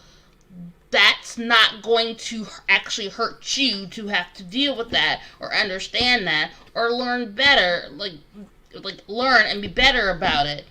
Like, if that's how you feel, hitting on a woman while they're walking down the street, they don't like that. I'm being attacked for that. No, that just means you need to do better and be understanding that that's not okay. So let's do better about that. Now, if you feel like you're being attacked for it, maybe that's some personal issues that you got to work through yourself. Because that's not what that is. Because it's not about you.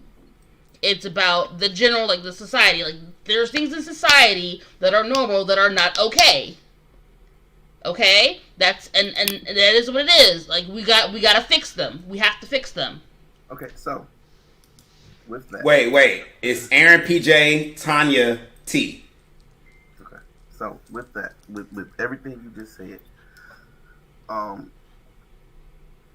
men catch a lot of flack for a lot of bullshit.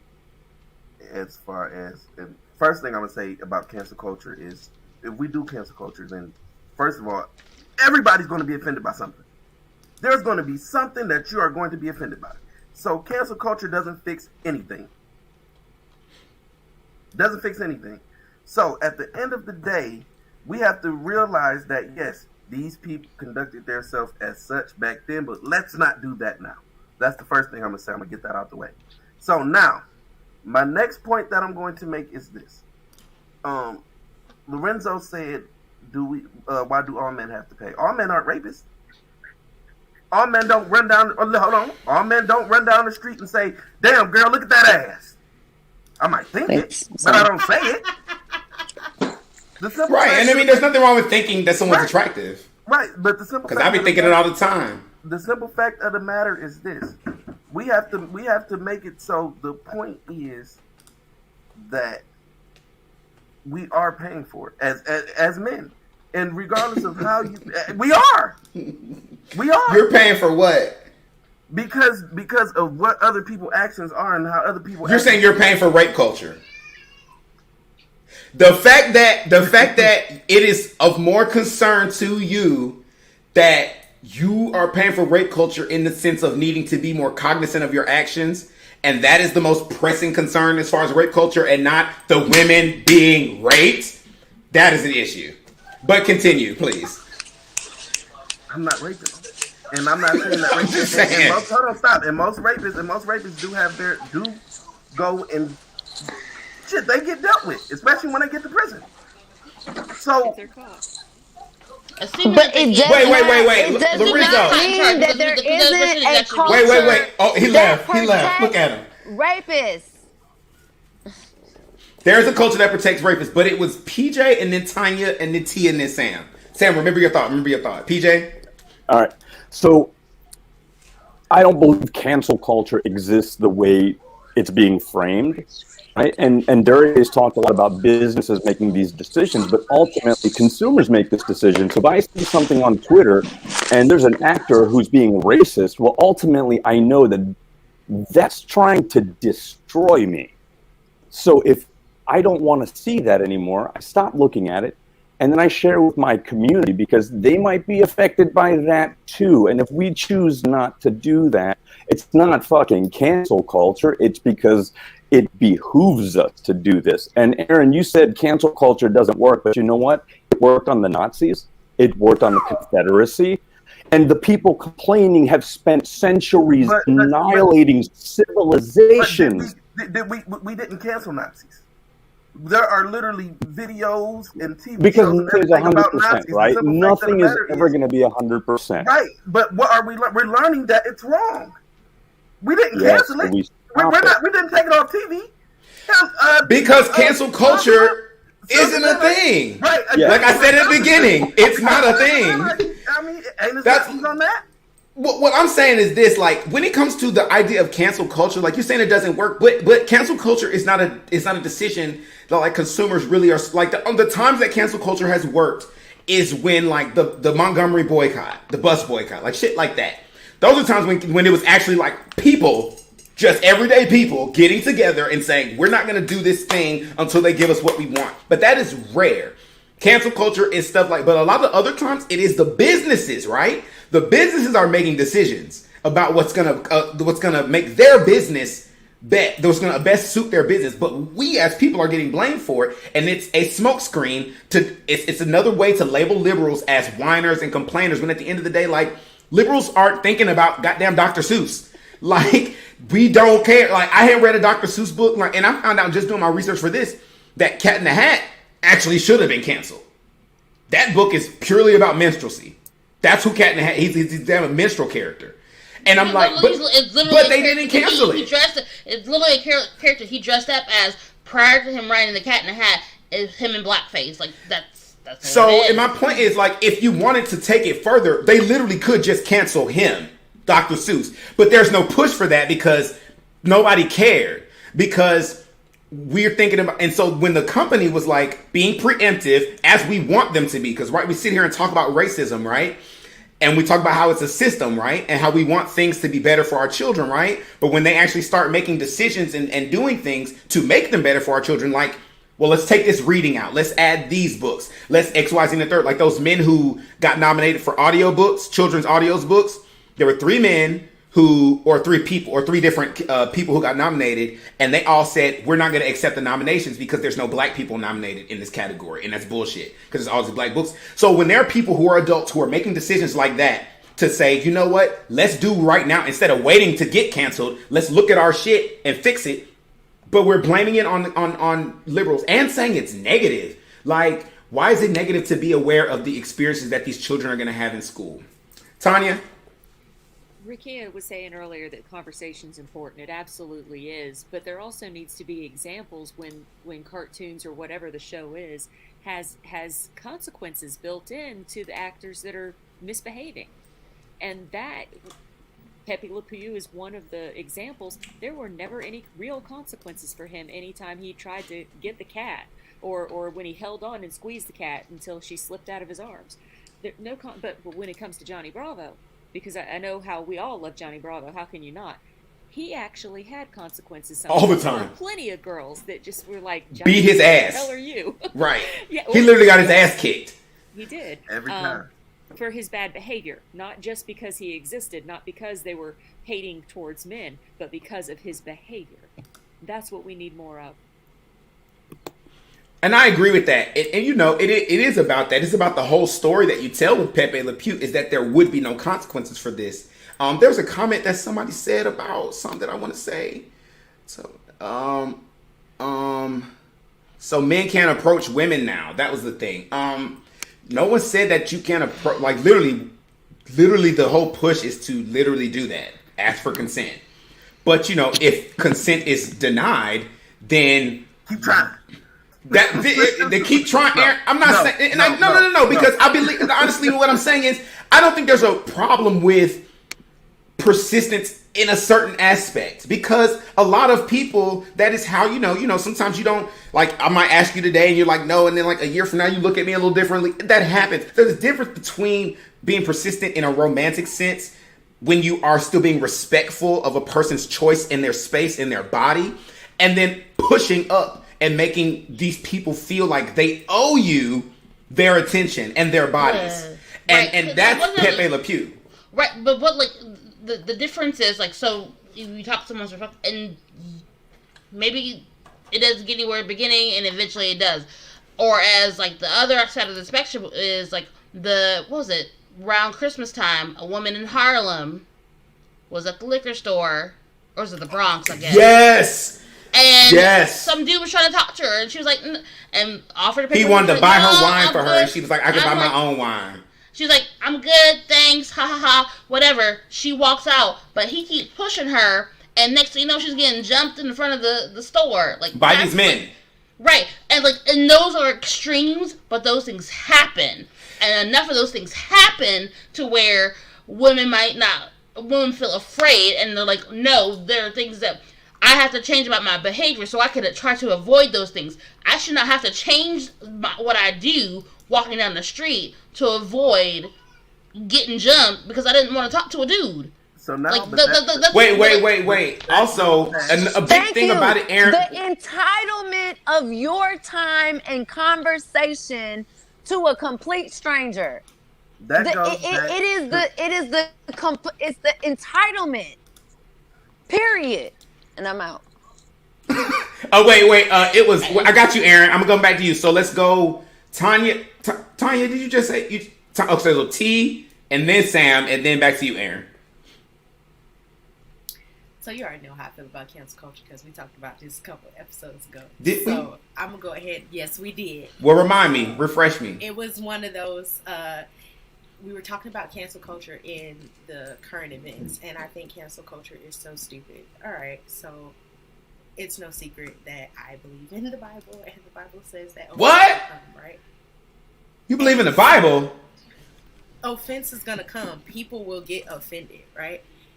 This whole cancel culture thing, nobody's really canceling anything. You're taking your biases and then forcing them upon other people because you are like-minded and you're small-minded biases. And so to say that we are going to cancel something, you could say that all day long, but you're not going to accomplish anything because you're not withholding your money. That's where cancellation comes from. So when a business decides to make a business move, that is indeed cancellation for whatever their reason may be. Right? That is canceling something because you're effectively taking away an income from a person and or thing. But if we're going to keep supporting all of this, oh, we canceled this, oh, we canceled that, we the black people, please don't include me and we the black people. I don't want to be included because y'all aren't. We're not in the same tax bracket as them. And some people might not be in the same tax bracket as some other people. But especially for people that we not like tax bracket 1, 2, 3, but the people that's higher up there, let us just stay out of that. They ain't got nothing to do with us, okay? Not really, because you're going to keep supporting people. Oh, let's cancel Chick-fil-A because they did this. But I'm going to continue eating at Chick-fil-A. That's the Lord's chicken, okay? Them chickens came from a 2-parent coop. They listen to K-Love on the radio at night before they go to sleep, and their parents pray for them, okay? I'm going to keep going to Chick-fil-A. People can cancel it all they want to, and that is your Nobody's right canceled Chick-fil-A. There's a difference between cancelization. Right, somebody's person. But we're not talking about that. We're not talking about the individual ideals and decisions. Now we're talking about cancelization is on a massive scale. When we're talking about cancel culture, it's not that people tried to cancel Chick-fil-A. People just brought light to what Chick-fil-A was doing. No, now, people were having protests. And as they should. Different cities and places trying to cancel it. But like I said, there's a difference. My point is the idea. So we're talking about, there's a difference between what we're talking about boycotting and stuff and cancel culture. This conversation is specifically about the ideology that in today's society, anytime something offends people, the libtards cancel it. Which I'm saying, that is false. That is false. Now, has there been boycotts? When you look at Chick-fil-A, Chick-fil-A is incredibly homophobic. And we were having a conversation about it before, and y'all can argue me in the comments. Organization. But they gave their money to conversion therapy camps. Conversion therapy camps are... Wait, I'm sorry. I'm getting echo from somebody. Chick-fil-A is incredibly homophobic. They've given their money not only to LGBT organizations, they've also given money to conversion therapy camps, which is basically torture. Okay? So when we talk about it, just because an organization is Christian doesn't mean I need to condone their giving money to torture camps. To me, that's exactly the reason I wouldn't give my money to their asses if I was Christian, because of that. But if me and T have talked about this, I know T eats Chick-fil-A, and every time she posts something about it, I let her know. But that doesn't mean I don't hate T. I'm just going to continue to tell her, hey, you know, it's a little boy somewhere, a little girl somewhere strapped to a chair being tortured because you eating that goddamn chicken sandwich. I just hope you know that. So my point is, like, it's not cancel culture, though, because I'm not asking for the world to cancel Chick-fil-A. But I do remind people who say they support LGBTQ not to eat there. And my best friend still eats at Chick-fil-A. My mom eats at Chick-fil-A, and every time that sandwich tastes good. Tastes like torture, don't it? Mm-hmm. You know, and it's granted. A friend of mine refers to it as the bigotry biscuit, and I'ma still eat one with half. Torture camps, right. Alicia. Do you go look up what conversion therapy camps are, Alicia, right. And then you'll understand why it is torture.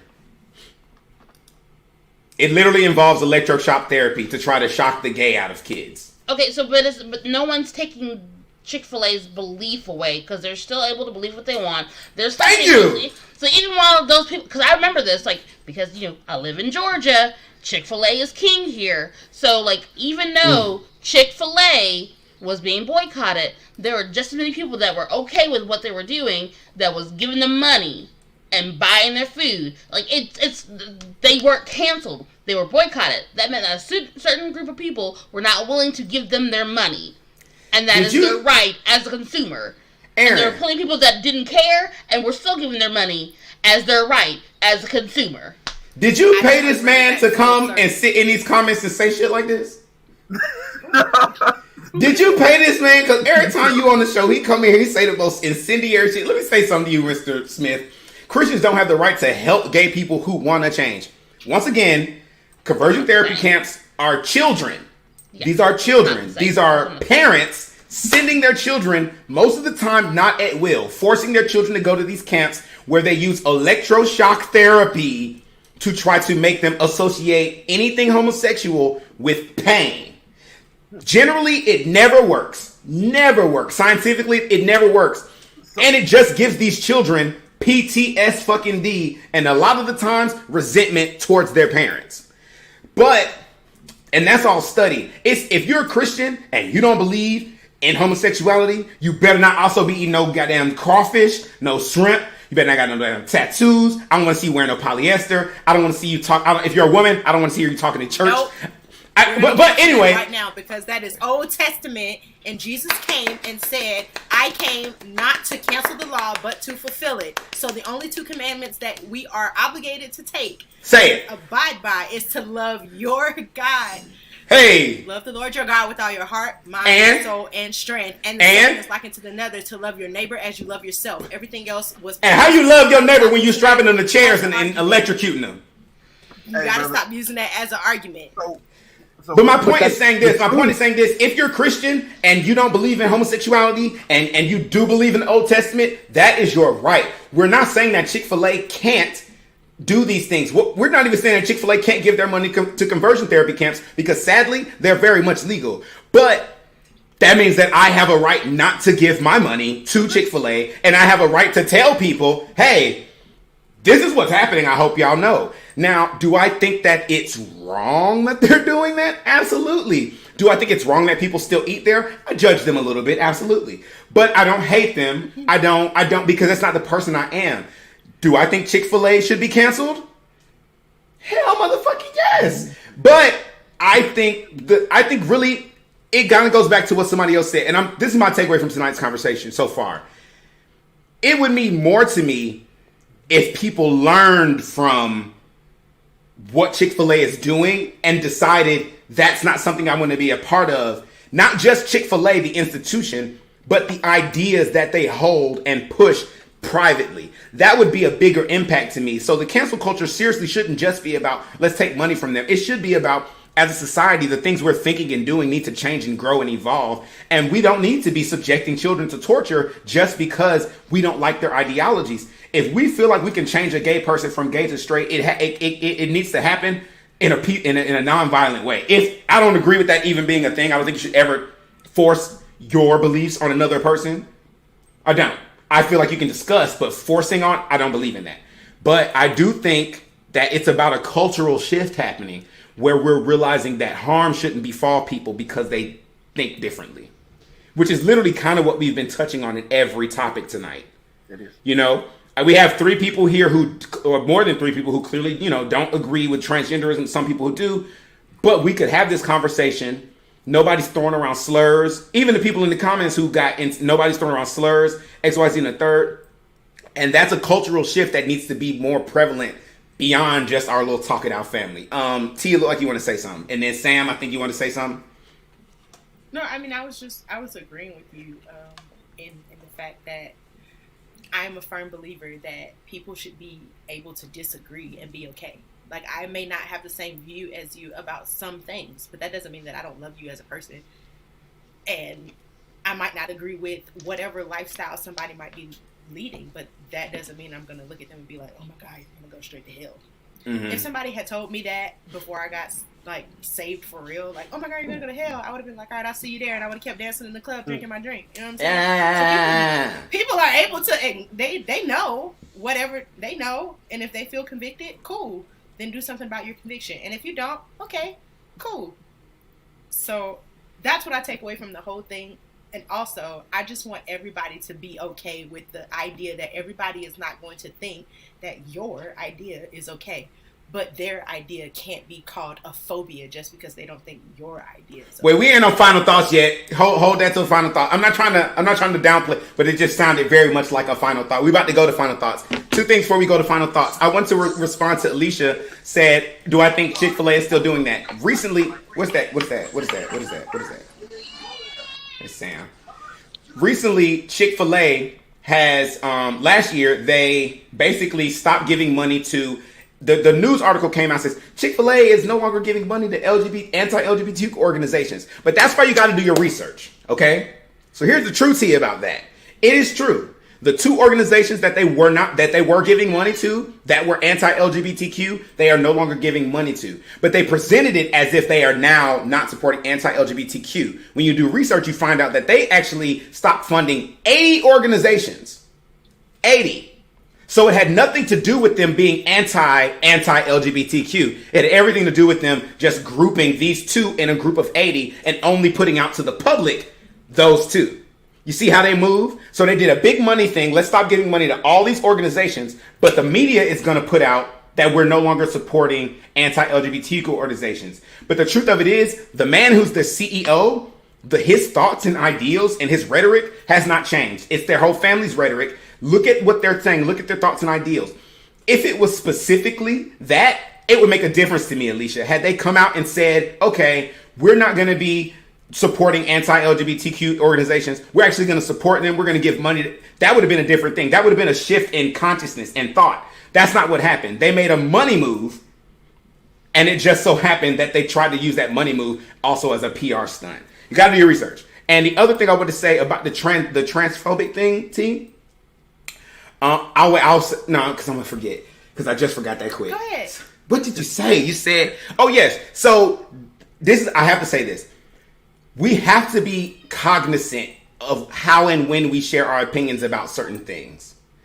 Because when it comes to black people, when it comes to when you have a clear violent push toward a group of people and you feel like you're expressing a very flippant ideology, oh, it's not harmful, that is not always the truth. Because just like you wouldn't take your time to go out and hurt someone, there are people out there who feel like, I don't agree with that, therefore it's not valid, therefore fuck that person and their existence. And that mentality, we don't realize it sometimes, but we contribute to that just by sharing our opinions in the wrong way. And that's another reason why cancel culture is the whole word is because now we're telling people in addition to being cognizant of your actions, you also need to be cognizant of your words. And people don't want to accept that their words are just as powerful, if not more, as their actions. So just because I disagree it's violent, I wouldn't consider it violent if it wasn't contributing to the murder of trans people. Like me saying, I don't like your haircut. That's a disagreement, right? But you're not, people with bad haircuts aren't getting murdered in the streets. Yeah, they are. Look, maybe in your hood. You gotta get it. No, I'm messing. But okay, no. But, after this, Aaron, we're gonna go to final thoughts. Okay. But what I'm going to say is this. That also goes back to what we were saying at the beginning. That the one bad apple thing. That in terms once again, let's not cancel anything. Let's learn from it. If we can use something and take it and actually learn from it. Oh, and by the way, go blue, Ed Rogers. Go blue. Whatever. But made me miss my train of thought. No. At the end of the day, if we can just not cancel anything and then take it and learn from it, we can learn from our past, and that's the most important thing. So yeah, let's do our final thoughts. All right, so we're going to go to final thoughts, and right before we do that, we're going to take a very short ad break. Hello, I am Glorp. Yes, I am Glorp. I have a riddle for you. Do you want to hear it? I'm going to tell you the riddle now. On Tuesday at 8 p.m. We D&D is Tuesday at 8 p.m. Pacific. On Twitch at the Art Hard Studios channel. I am Glorp. Glorp has said all. I am Glorp.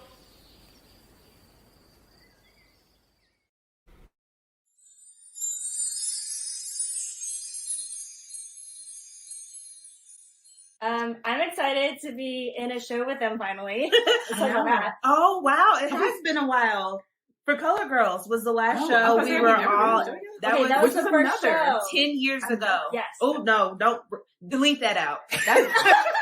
That was pre-Whoa Nelly Media, but Yes. it was, in fact, a Duryea Rashad production. Yes. So there It's you the go. first time we did a show I together. know. Babies. We were Circle. babies, so we'll really see how much we've grown. That'd be great. Yeah, I love it. So here we are. So excited. So great.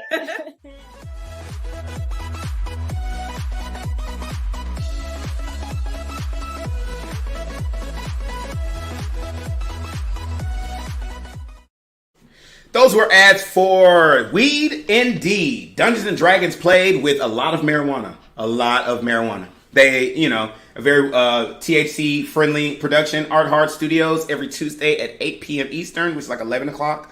It's really fun. If you're a D&D person, it's really dope. They have a really good vibe there. The other ad is for Flirting with Destiny, which is a Whoa Nelly Media's, our first ever self-produced project. We're going to be filming it this summer, and we're raising money for it. We actually hit our goal at our 24-hour live stream. Our goal is $1,000 just for the live stream, but our overall goal is $5,000, and we need a little help getting there. So if you're watching and you want to support, please head over to gofundme.com/f/flirtingwdestiny, and you can donate. You can also share, tell your friends about it, let them know. There's information there. There's videos there that you can watch about the process. I really appreciate any and all help that you all can have. We want to get this thing filmed. We're having a meeting this Sunday. I'm so excited. We're in pre-production. I will do that. You guys are dope. Okay, so now it's Final Thoughts. Final Thoughts is the part of the show where we all give our final thoughts. Usually it's just a panel. I would really like to know your final thoughts if you're watching. The way the final thoughts work, and we'll put them up on the screen. The way the final thoughts work is, so if you're going to send us in your final thought, do this. Just put final thoughts with a semicolon and then write your final thoughts. Final thoughts is basically what you're leaving the conversation having learned, or what you want other people to have learned. So the takeaway should be, hopefully, from these conversations is about growth. I really do appreciate everyone who hung out. We talked about some heavy stuff, but I really do appreciate, even though, it was disagreements, I really appreciate nobody getting disgusting, because we don't have time for that. So please let us know your final thoughts in the comments, and we're going to go around right now and do our final thoughts. I'm going to let Sam go first. Yep, because she's busy. Yeah, because the whole time you talking about you was going to let me say what I thought about the thing, and then you totally cut me. Did I? I'm so sorry. Listen, go. You kept putting me in the roundup, and then at the end of the day, you were like, oh, Aaron gonna finish it up, and we Why didn't you say nothing? Because I was looking at you like... I'm so sorry. My bad. Listen, it's a lot going on. Go ahead, though. You got the floor. This is just how it's supposed to be. But, okay, final thoughts. I think there was a theme throughout the night. Mm-hmm. And I think that... Thank you, baby. That was awesome. My daughter just turned on the light. But I think that, we started with the current events and we went to cancel culture. And one of the things that I wanted to bring up, but I was having technical difficulties, is I think it depends on like what you define cancel culture as. Is it your money? Is it, is it what you were saying, like the onslaught of social media and, all that kind of stuff. So I think that at the end of the day, there is a difference in someone getting canceled from one thing and then someone pulling something back and I don't know. I guess I'm just trying to define cancel culture, because I mean, you kind of talked about it, but I think it really has something to do with how it gets disproportionalized in some kind of way. So I think if we're really talking about cancel culture, we really need to understand what exactly that means. But aside from that, in general, I think it's just the exaggeration of, like you were saying, where I think at least, you created this show and this was your topic. So where you're coming from it is the self-proclaimed disbanding of something by that company and then it being blamed on a group of people that had nothing to do with it. And so in that regard, it's an exaggeration of people being sensitive. The theme of the night, racism. Why, we get sensitive about the word racism or being racist. And, people get sensitive about their childhood books being yanked off the shelves, even if it was probably never a book they ever read by Dr. Seuss. You know what I'm saying? It is that whole, entitlement when we were talking about the, coming on to women and all that kind of stuff. It is literally the entitlement of one group of people over another. And I just think that was the whole theme of the night in some way or another. And I think it just ties together. And I wanted to bring light to that and also say, I guess if I'm thinking about cancel culture, it's around the exaggeration of people just saying, hey, this is wrong and we need to do better. And what's wrong with that? And why do you have to blame? You know what I'm saying? Why is there just this uproar of that? We should start celebrating that. But I think it also speaks to the reason racism is so prevalent and sexism is so prevalent and transgenderism is so prevalent and yada, yada. So I think you meant transphobia. Right. Thank you. Sorry. I got you. It's okay. So, had to clear that up. Yeah. So that's my final thoughts. I think there was a common theme throughout the night. I think it was interesting, and we should, contemplate on that. Dope. I planned that. The comment. I didn't. I never do.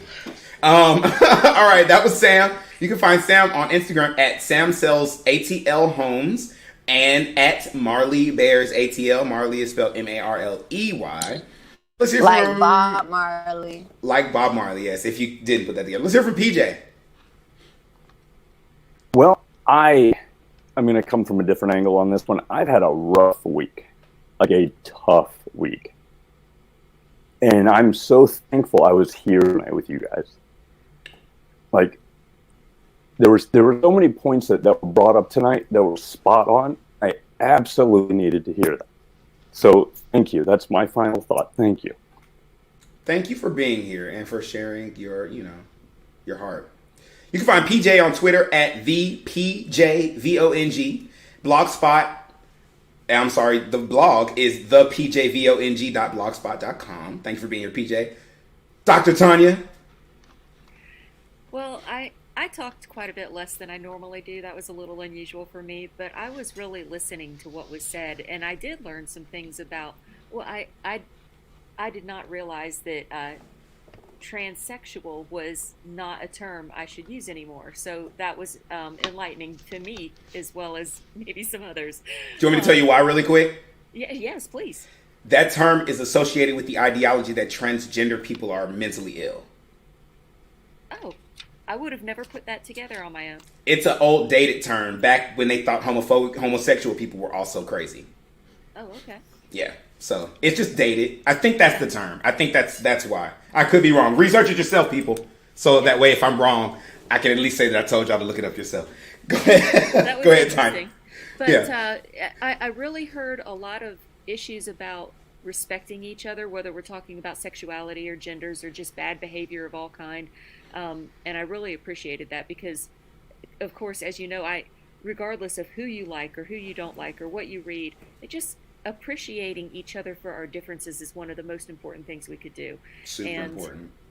And I really appreciate that tonight. That's my final thought. So that was Dr. Tanya. You can find on Twitter at Tanya Davis 1975 and her podcast, The Wind and the Rain. Excellent. Who the hell am I going to go to next? Deontay. So I learned the same thing about the whole transsexual thing being offensive. Now, the thing that we really didn't talk on with cancel culture was the difference between, because I don't think cancel culture in and of itself is the problem. The real problem is this whole incessive need to be PC, such as what I just said. Now, I said transsexual, but I didn't know before just now that it was offensive. Right. So we do have to learn and we do grow, but are we going to take away, let's say I made videos because I'm a YouTuber. If I said transsexual in the past, can I ever come back from that? Or 10 years from now, are people going to come up and take down my videos where I said transsexuals and say that, I shouldn't have said that, and me have to apologize 15, 20, 30 times for saying transsexual. So I think that's one of the issues that I have. But that's my final thoughts. Excellent. That was Deontay Castine. This is not normal, but just because my memory is horrible. I think a big part of it is about acknowledgement. Like, you didn't know. No one here is mad that you said what you said. Like, literally, you didn't meet any anger on our end. We just, hey, this is what it is. And now that you know, if you were to persist, then you would be subject to a different type of energy. And I don't agree with people who are offensive to people who don't know things, But now there's a lot of people out in the world who, once they are corrected, they still don't want to change. That goes back to what Tanya said. Well, that's disrespectful. And really, the issue isn't that you're not PC. The issue is that you're disrespectful. And then you'll meet that negative energy that people want to pretend is cancel culture. So a lot of times, a lot of this comes down to literally just like, if I don't want you to call me this thing, don't call me this thing. Like, if you don't like calling a transgender woman a woman because you're not trans, then don't talk to them. Just stay away. Just don't even interact. Don't talk about it. Just because otherwise it's disrespectful. It's pointedly, intentionally, you're hurting this person's feelings and you're doing it anyway just because you want to. So that's just where that comes in. So, all right. That was Deontay. You can find Deontay on his podcast. It's a podcast, right? YouTube channel, yeah. YouTube channel, Talk Etic, ETIC on YouTube. Check that out. All right, let's go to Ricky. I was in the middle of typing. Don't do that to me. I'm sorry. That's okay. All right, so for me, I would still say that a lot of those things with cancel culture, number one, you're thinking of like these businesses that decide, hey, this person and their views are not good for my brand, therefore I'm not going to be associated with this person. But these people are still getting like funds or jobs elsewhere. So like, are they really being canceled? And also, because they're also, keep in mind, like, there are people, they know they have consumers that are not going to support this, so therefore they're not going to get that money. So like, we have to keep in mind that like a lot of these people that we say are being canceled are still getting, they're still getting paid, they're still getting support, in like vice versa. They're being boycotted. Okay, well, someone else is going to decide, well, I'm going to give them more money. What was that dude, the country singer? Yeah, the country singer who said the N-word, and everybody canceled him, and then his record sales skyrocketed. Like, his streaming was out of this world after that. It's like, was he really canceled? No. Like, there are people that still supported him for whatever reason, whether they either agreed with what he did or didn't care. Oh, they absolutely were thrilled that right, and then whatever reason, and they still gave him money. They still support him. So, like, are you really being canceled, or are you just facing some consequences where you might not get support? Like, and you have to deal with that. And to your point, and that's why I say we need to define it. Yeah. And to your point, Deontay, like, if now that you know that, like, transsexual is offensive, what are your steps after that? You've been told that this is not okay. What are your steps now? What are you going to do? Are you going to continue to do what you want, or continue to do what you've been doing and nothing else of it? Or are you going to make a change for the better? I mean, for me, I would think that'd be a change for the better. And then we can go from there. Like, even with, like, Stacey Dash, like, she might apologize. Cool, whatever. But what's next? What's next? Like, does that mean anything to me later? Is she doing anything that's worthwhile, or even, like, supports that apology? Like there's so much more. It's more than just, there's lots of actions that have to be taken in place. Absolutely. Well, that is Ricky Z. You can find Ricky every other Monday on Geeking Out. And literally every time we have to do Talk It Out, and, you know, we got a space, we always throw it in here too. You can also find Ricky on IG, Ricky_Z, RICKEY, Twitter @_RickyZ, RICKEYZ. And, you know, make sure you tune in on Monday for our show. Julian is hosting, and the topic is movies about aliens. So that's going to be interesting. I mean, you know, I love alien movies. I ain't going to lie to you. So we're going to talk about, like, they're just so few. They're so, like, expensive. Mars Attacks, aliens. We're going to get into all that. All right. Next, let's go to T. Sorry, my daughter is screaming her lungs out in the background. She's It's like, okay. "You got my brother." To that baby. What'd you do to that baby? I left her in her room until we got done. Anyways, my final thoughts are, as usual, I try to be careful with my words in general, just because anti-rhetoric, period, is a huge thing.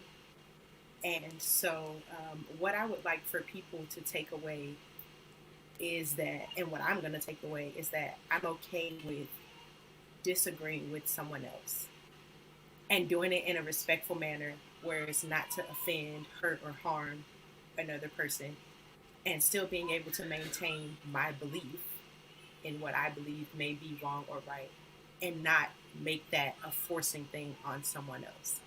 And so I definitely encourage some of the commenters to kind of take a look really at what's being said, or anything that maybe I said, and to see that I'm okay with not believing what you believe, but that doesn't mean I'm going to go out of my way to be rude or disrespectful to someone who believes that. And so I would suggest that you also, you know, kind of take that same approach, because then that would help with a lot of anti-anything rhetoric, period. And so I love this show. I'm going to continue watching. I'm going to continue being a part of it. I do not care if any of the panel members are transgender. I don't care if any of them live a lifestyle that I don't live, because none of them pay my mortgage. Like, I respect what you do in your own house. You know what I mean? And so I would hope that other people do the same. Now, if you're paying my mortgage or we fucking, that's a different situation. Right. That's when it all changes. I'm sorry, I didn't mean to cut you off. Go ahead, T. No, that's it. Because my husband pays my mortgage, and I know that that's how that's going to go down. And so, other than that, I respect other people's opposing views, and I just encourage people to learn how to respect other people's views, even if they don't align with yours. You don't have to like it, but just respect it if they're presenting it to you in a manner that's not hostile. Correct. That is T, just T, mother extraordinaire, wife, mortgage payer. I think that's what you said. You pay part of the mortgage at least, something like that. So yes. All right. Next, let's round this out with Aaron. You're muted, buddy. Okay. Hey, Doria, can you pin Destiny Karen's final thoughts for me? This one right here? Yep, that one right there, the one that's on the screen. Destiny Karen. Oh no, not that one. The other one, the one before that. Well, I'll just say it says, "Remember, there are people right. who may watch this. Let's see if we can find your it. Words. There we go. Be careful about how you say things." Doria didn't even know I was going to do this. Destiny Karen, can you drop your Cash App into the comments for me? This is the best final thought that I read. I'm going to send you $50. Destiny, you better get that money. Because as far as I know, look, and then give me $5. I need my fee. Okay. This sums up basically the gist of this particular subject for today. Mm-hmm. We talked about more than a lot. We talked about quite a few very touchy subjects. Yep. Racism, and I transgender, feel like yep. we covered them with so much respect, and we learned so much from it, from both sides. Even though we still more than likely don't agree. Right. But the fact that we were able to have this conversation on a platform to where we're going to be disrespectful of each other, it's nothing but love, man. Once again, I love you all. Doria, you know I love you, brother, dog. So I'm gonna tell a story about me and Doria, and then, Lord. I'm gonna let it go. I'm so confused. When we were at basic training, we couldn't stand. Am I lying? Couldn't stand each other. Yo, I couldn't stand right. Goodness. I would see this motherfucker, and I'd just be like, God, I hate him, and I didn't. Because let me tell you, because he don't know how to stop playing. He don't know how to stop playing. And when you in basic training, you gotta stop all that playing bullshit. He was always playing. And I would get everybody smoked, and I didn't care. Oh, he was playing all the time. But and then we got the AIT, and we sat down and we actually kicked it. And I'm like, dog, this is my motherfucking brother. Just based off just the conversations and stuff that we had. So you don't have to. So I'm gonna say this: get to learn somebody before you just say I don't like them, because you never know. Hell, 7 years from now? Look at us now. Mm-hmm. So make sure that y'all show love to everybody, man. I love you all. I'm out. Excellent. That was Aaron, good friend of mine, military buddy. We don't have social media for Aaron, do we? Okay, so that is, before I give my final thought, as usual, not only do I want to thank my excellent panel for being so insightful and so respectful, and it is really, I'm always anxious about these clearly divisive topics. I didn't really think we were going to talk so much about transphobia and such. Then I looked at the panel and I was like, oh Lord, what did I do? As soon as I started talking about it, right? Because I saw these faces and I said, oh no, I just killed my show, right? But, luckily, and it sucks. I wish we could live in a place where everyone felt the same, but we don't. And what I think really came across tonight was that if you lead with respect first and foremost, then things are a little different. Like, yes, disagreements, but we also have to realize that everyone here understands the violence that is happening towards trans people. And that was clear through I want to say the eggshells, but the way that we traverse that conversation. Because we understand that even our words could give birth to that violence. And I think that's something we definitely need to remember is like, man, like PC is a thing, but it's a thing for a reason. And it's not just to be polite. But So thank you to my panelists for being so open, so honest, so respectful tonight, and so funny and fun. We had a great time. Thank you to everybody in the comments. Those I disagree with, those I don't disagree. Lorenzo, you got some extreme ideals out there, but you know, feel free to share them here whenever. You know, as long as don't feel like your opinions aren't allowed. As long as you're not being like intentionally like hateful and incendiary and like using toxic language, then I don't mind it. Some people in the audience, they might mind it. And, you know, y'all do what y'all got to do. But I thank everybody here for watching and supporting and commenting, sharing your final thoughts. Please always share your final thoughts. I also want to say that you can take this as a moment to go ahead and head over to our YouTube. Go ahead and like the channel, subscribe, and notify. You doing this helps us show up more in the algorithms. Our YouTube, and also on Facebook as well. You liking this video, sharing this, that helps us show up on the algorithm more. We're starting to get more viewers. We want to get even more viewers. We want to blow up. You know what I'm saying? So, and then we can get more panelists. If you want to be a panelist, hit us up, admin at wellnellymedia.com. Head over to our GoFundMe and help us raise money for Flirting with Destiny, which is going to be our very first self-produced film. It is a web series. We need about $3,000 more. So please hook us up. And if you don't have any money, you can just share the link. Let people know. Spread the word. Also, is that it for the announcements? Yes, that's it for the announcements. All right. So my final thought. Oh, I said it. If you want to be a panelist, email us at admin@wellnellymedia.com. Geeking out on Monday at 8. Twitch, we're bringing you more content. We're going to bring you some live cooking sessions on Twitch. We're also going to bring you some live drawing sessions and writing sessions. So our Twitch channel is about to get up and running. Going to bring you some fun stuff there that was inspired by the 24-hour live stream. Thank you all for supporting me for that too, especially everyone here who showed up. All right, so my final thoughts, which I kind of already talked on, is like, it is absolutely imperative. I've been having a lot of private conversations with a friend of mine about transgenderism. And the thing about it is, I'm not a transgendered person, but I'm an ally. And we have to realize that some of these conversations are very hard for people to have when they are oppressed. Because to have, when you're telling someone about your experience being oppressed and they're telling you that it's not, and they're telling you, no, that's not a thing, it's invalidated, that is emotionally taxing.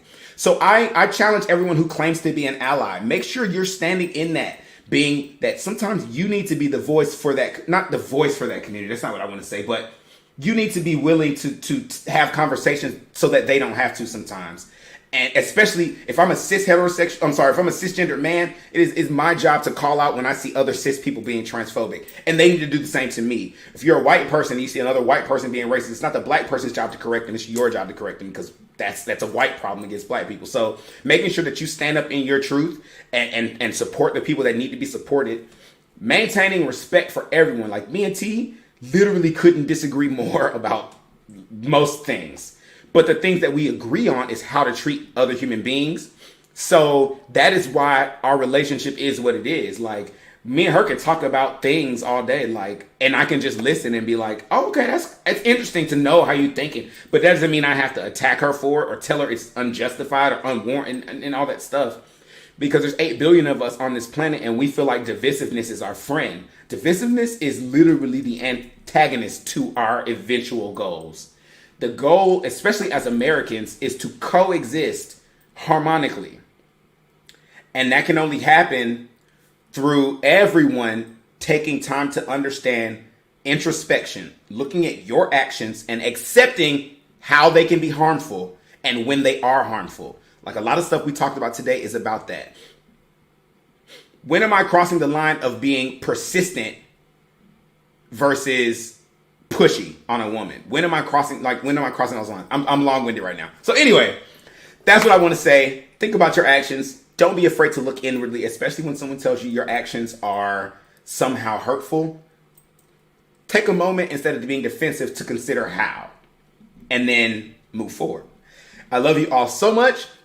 Thank you for joining us for another wonderful episode of Talk It Out, a place where people of opposing views can get together and have a healthy and productive dialogue in a respectful way, keeping in mind that it's not always about proving who's right and who's wrong. Sometimes it's simply about listening and being heard. Have a good night.